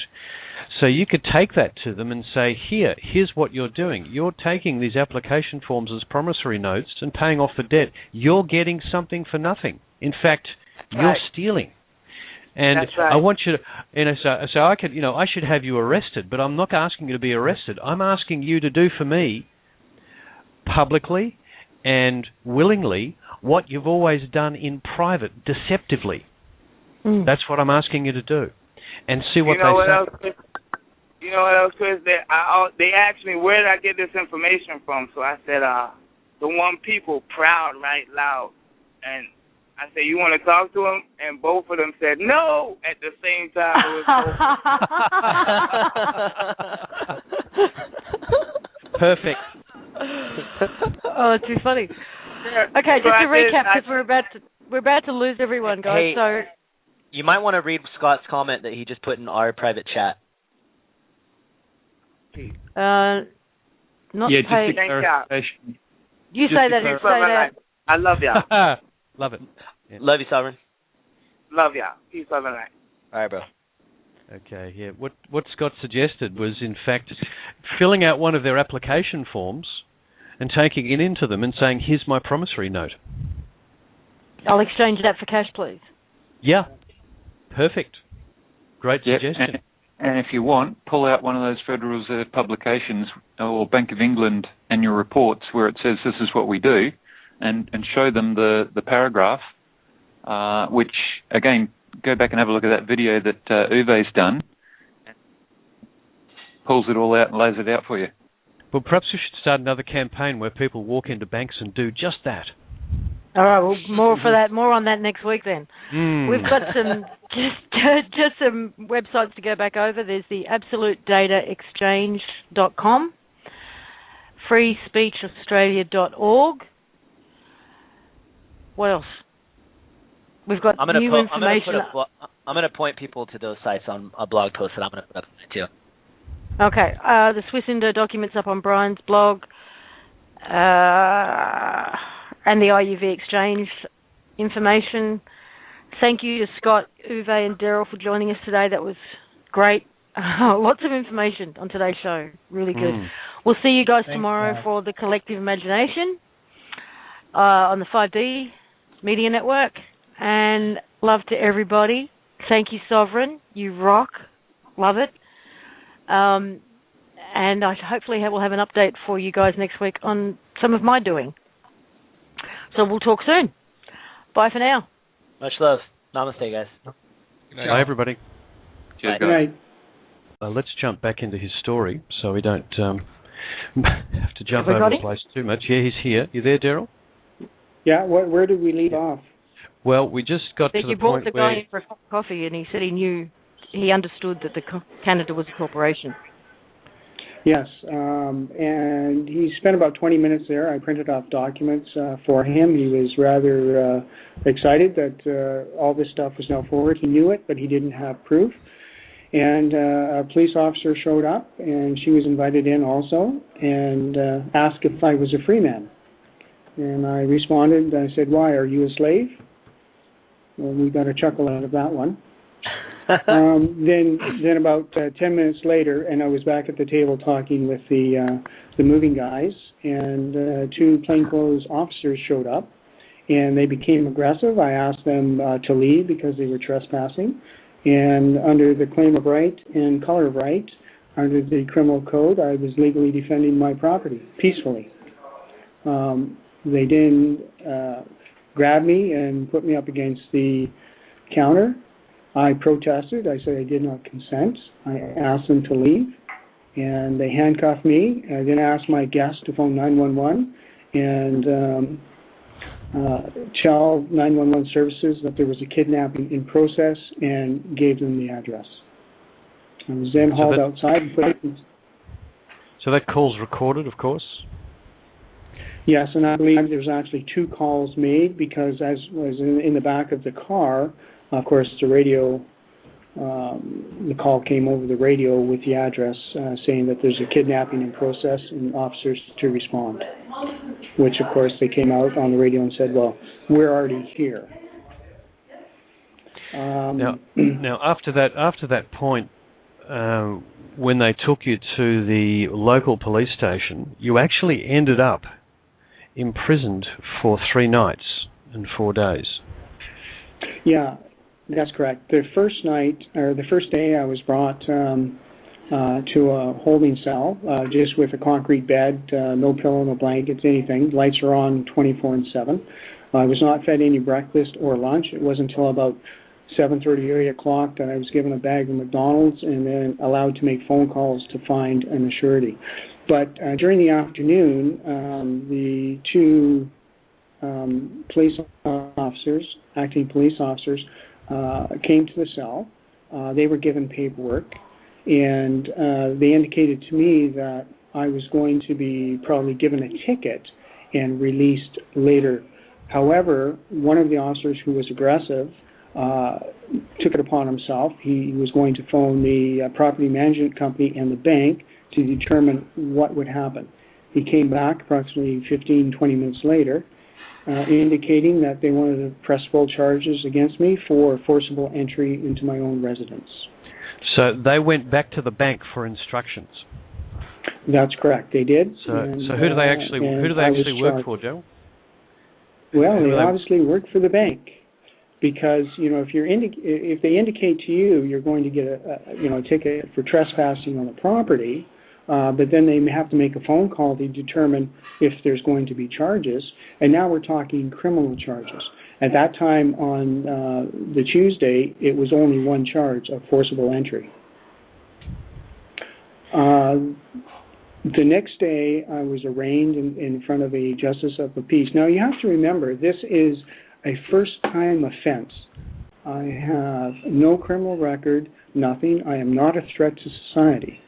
I was late shackled and handcuffed and brought into the courtroom. There is what they have is terms and conditions of the assurity. Normally what would have happened on a first-time offense is an individual is released on his own recognizance with a promise to appear with no money put down as part of the bail. This was not the case.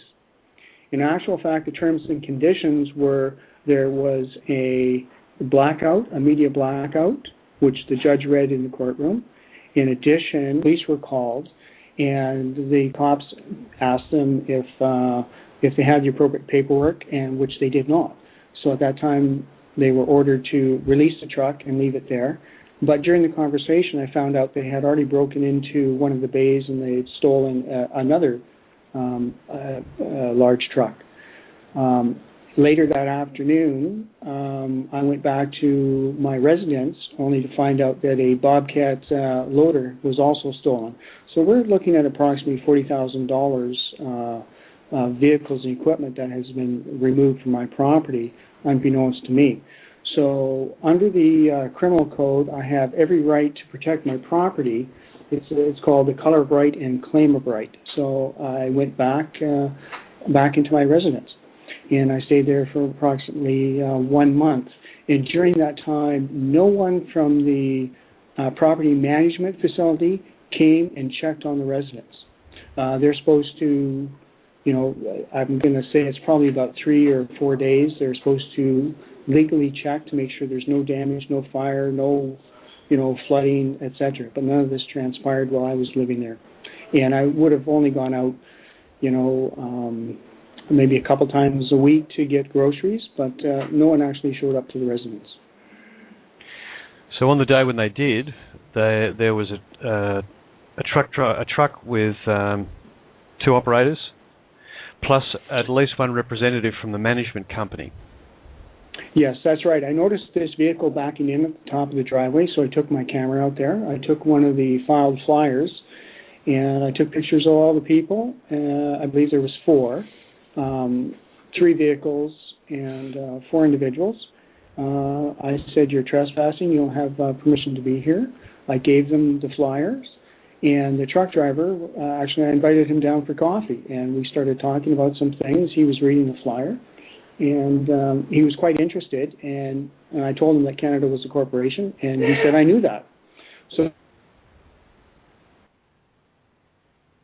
Uh-oh. That's not good. Daryl, you're back again. Come on, Daryl.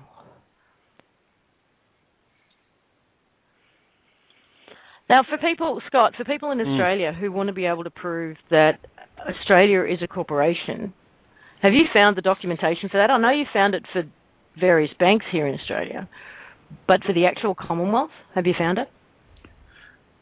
Beyond what's on the SEC website, there's very little that we've actually been able to come across. There is another website actually that's quite interesting to work with for corporations, and it seems to pull from the Dun & Bradstreet database. It's called corporationwiki.com. I'll drop that one into the chat there. Mm-hmm. And that one actually seems to present the ties to the other companies or individuals that are related to that company.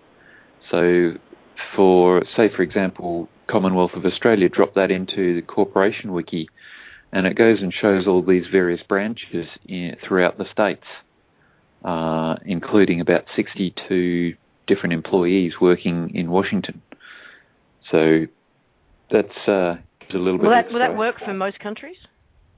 It seems to. I did the same thing for state of Florida, and I was finding justices listed as companies.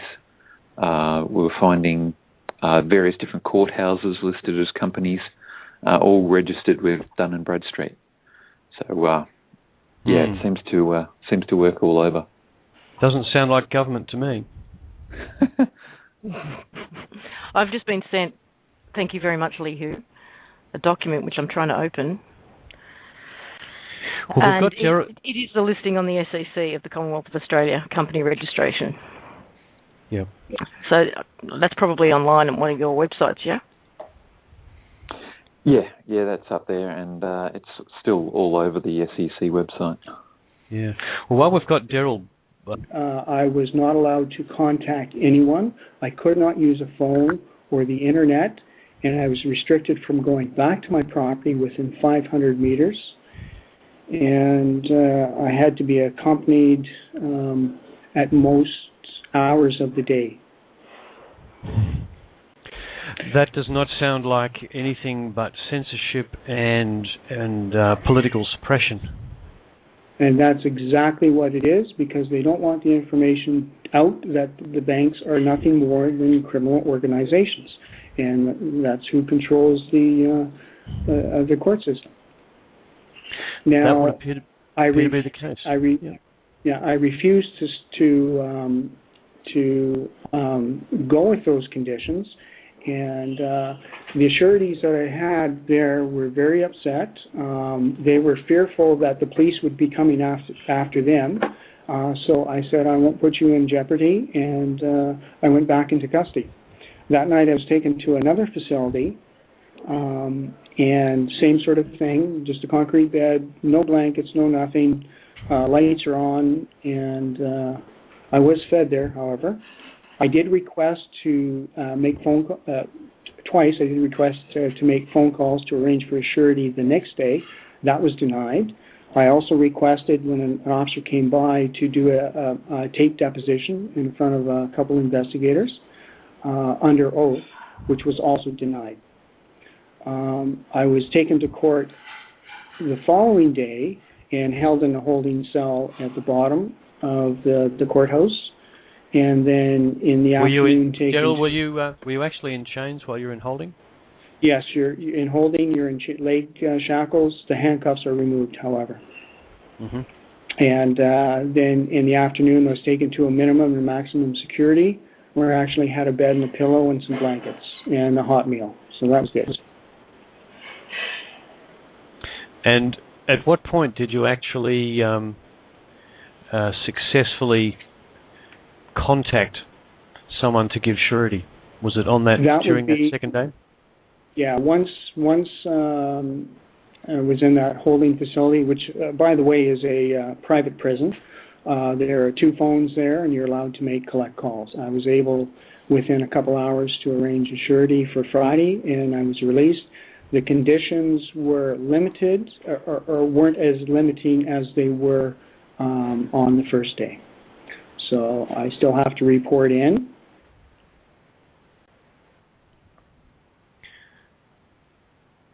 I think we may have lost Daryl again there, but I do know the conditions were that he had to report in. He had to stay with the people acting surety.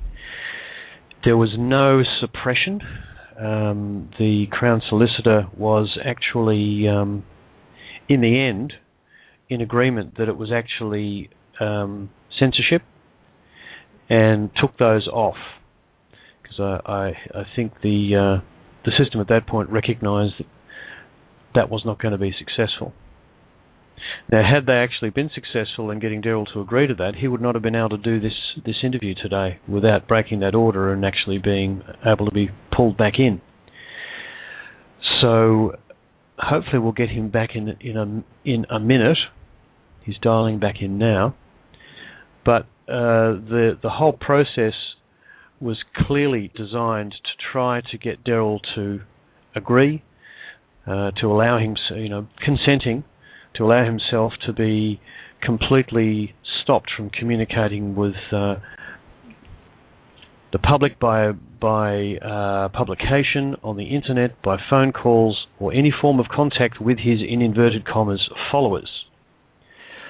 So the whole process should have been a ticket in and out in a couple of hours, and it turned out to be 3 nights and 4 days, and a whole lot of terms and conditions put to him which were refused, and eventually whittled down to some minimum ones. Gerald, just list your the final terms and conditions that you signed off on. Terms and conditions, I have to report in every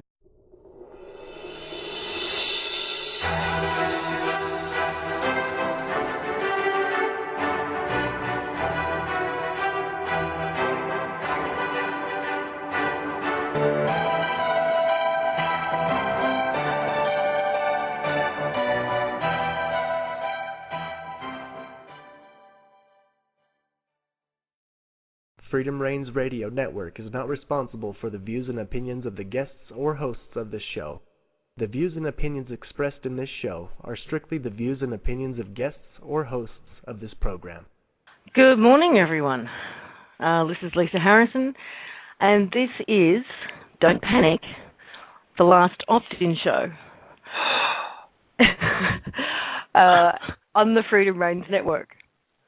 As of next week, we will be calling it the One People Radio, TOP, as you guys have already started calling it, and we'll be broadcasting from the 5D Media Network, possibly at a slightly later time, just 1 hour later. All the links and all the information you'll need to join in next week will be on the Facebook page, the Opt-In Facebook page, as well as the TCI Facebook page, and the soon-to-be-launched 5D Media Facebook page. So you won't miss out. We'll do the best we can to get you all the information you need to join next week's show. We do want to say a huge thank you to Freedom Reigns and to Diatra for the support over the last couple of months, and for the offer to host the show here. It's been lovely. But for lots of reasons, we're moving house. But it's all good. There's been no issues, so let's not start any rumours. So yeah, don't panic. It's all good. We will be back next week with a new face and a new name, the One People Radio. And having said that, welcome to, I was going to say the usual suspects, but Brian doesn't like me saying that. To the crew, we have Brian, of course. I'm just sitting here trying to figure out what I'm going to do with my OPPT tattoo. It's expired now, and I don't think I'm going to be able to... Did you get a tramp stamp? I did. Don't tell anyone. It's okay. It's okay. I'll just put a TOP tattoo on my my left bicep to match my OPPT on the right. So. You can go around flexing those muscles. All good. All good here, Lisa. Thank you for having me, as usual. Hello, everyone in the chat room listening. And welcome to Chris. Hi, everybody. Welcome to all attending today in the chat room, listening. And, Brian, what I suggest you do is get one of those tattoo overlays. You know, they can add on the top or just put a cross through the OPPT and have foreclosed written under it, tattooed under it. So you'll become a walking historical document. We can trace the progress by just navigating Brian's body. You know, Chris, I can always rely on you for such amazing ideas. Thank you. You're welcome. You're welcome. You'll have to take some photos. Will do. Okay, we've also got Bob, of course. Hello, everyone. Welcome to the show. Glad to be here. And we're joined today by a couple of guests because they've all got updates and some interesting news for you. We've got Daryl Zeleny. Are you there, Daryl? Hello, everyone. Yes, hello. Hey. And he's a free man right now, which is good to hear. And we've got Scott Bartle, of course. Morning all. Hello. Hi. And we've got Uwe. Uwe, I'm not sure how to pronounce your last name. I've only just got my head around your first name. Hey, Schaefer. Schaefer, okay. Uwe Schaefer, welcome. Hey. Okay, we're going to start off today with an update from Daryl on the interesting events that have occurred with him in the last week or so. There is a rather in-depth conversation that was recorded between Daryl and Chris recently. Is that online yet? No, it'll be online as soon as we can today. We've just been gathering a few bits and pieces for it. We've got a picture of Daryl actually walking out of a security facility, shall we call it. Mm-hmm. And then... So today you're going to give a synopsis of what took place, yeah? We get a synopsis. We get the thumbnail version of what took place because it's a nice long interview that we did with lots of detail because there is lots of ins and outs to what happened and a couple of very, very obvious reasons for what happened, which are what we'll discuss here. We obviously don't have time on the show to go through it all, but I'd encourage people to listen to the interview because what's going on here with both Daryl and with our other guests, Scott and Uwe, is we're watching the system unravel in front of us, and documenting it as we go along. So, do you want me to speak to Daryl about this, Lisa? We can. Yes, let's kick it off. Let's kick it off now. Daryl's to thumbnail it for people who aren't aware. Daryl's been waging a one man battle against the system, shall we call it, in Canada to bring things out into the open, into the public, and actually put several of his own properties deliberately into foreclosure, which is also what Uwe did, and we'll speak about that when we get to Uwe and Scott. And in the process of going through the legal procedures, clearly identified the points at which the actual system is committing complete fraud upon everybody who's put into a foreclosure process.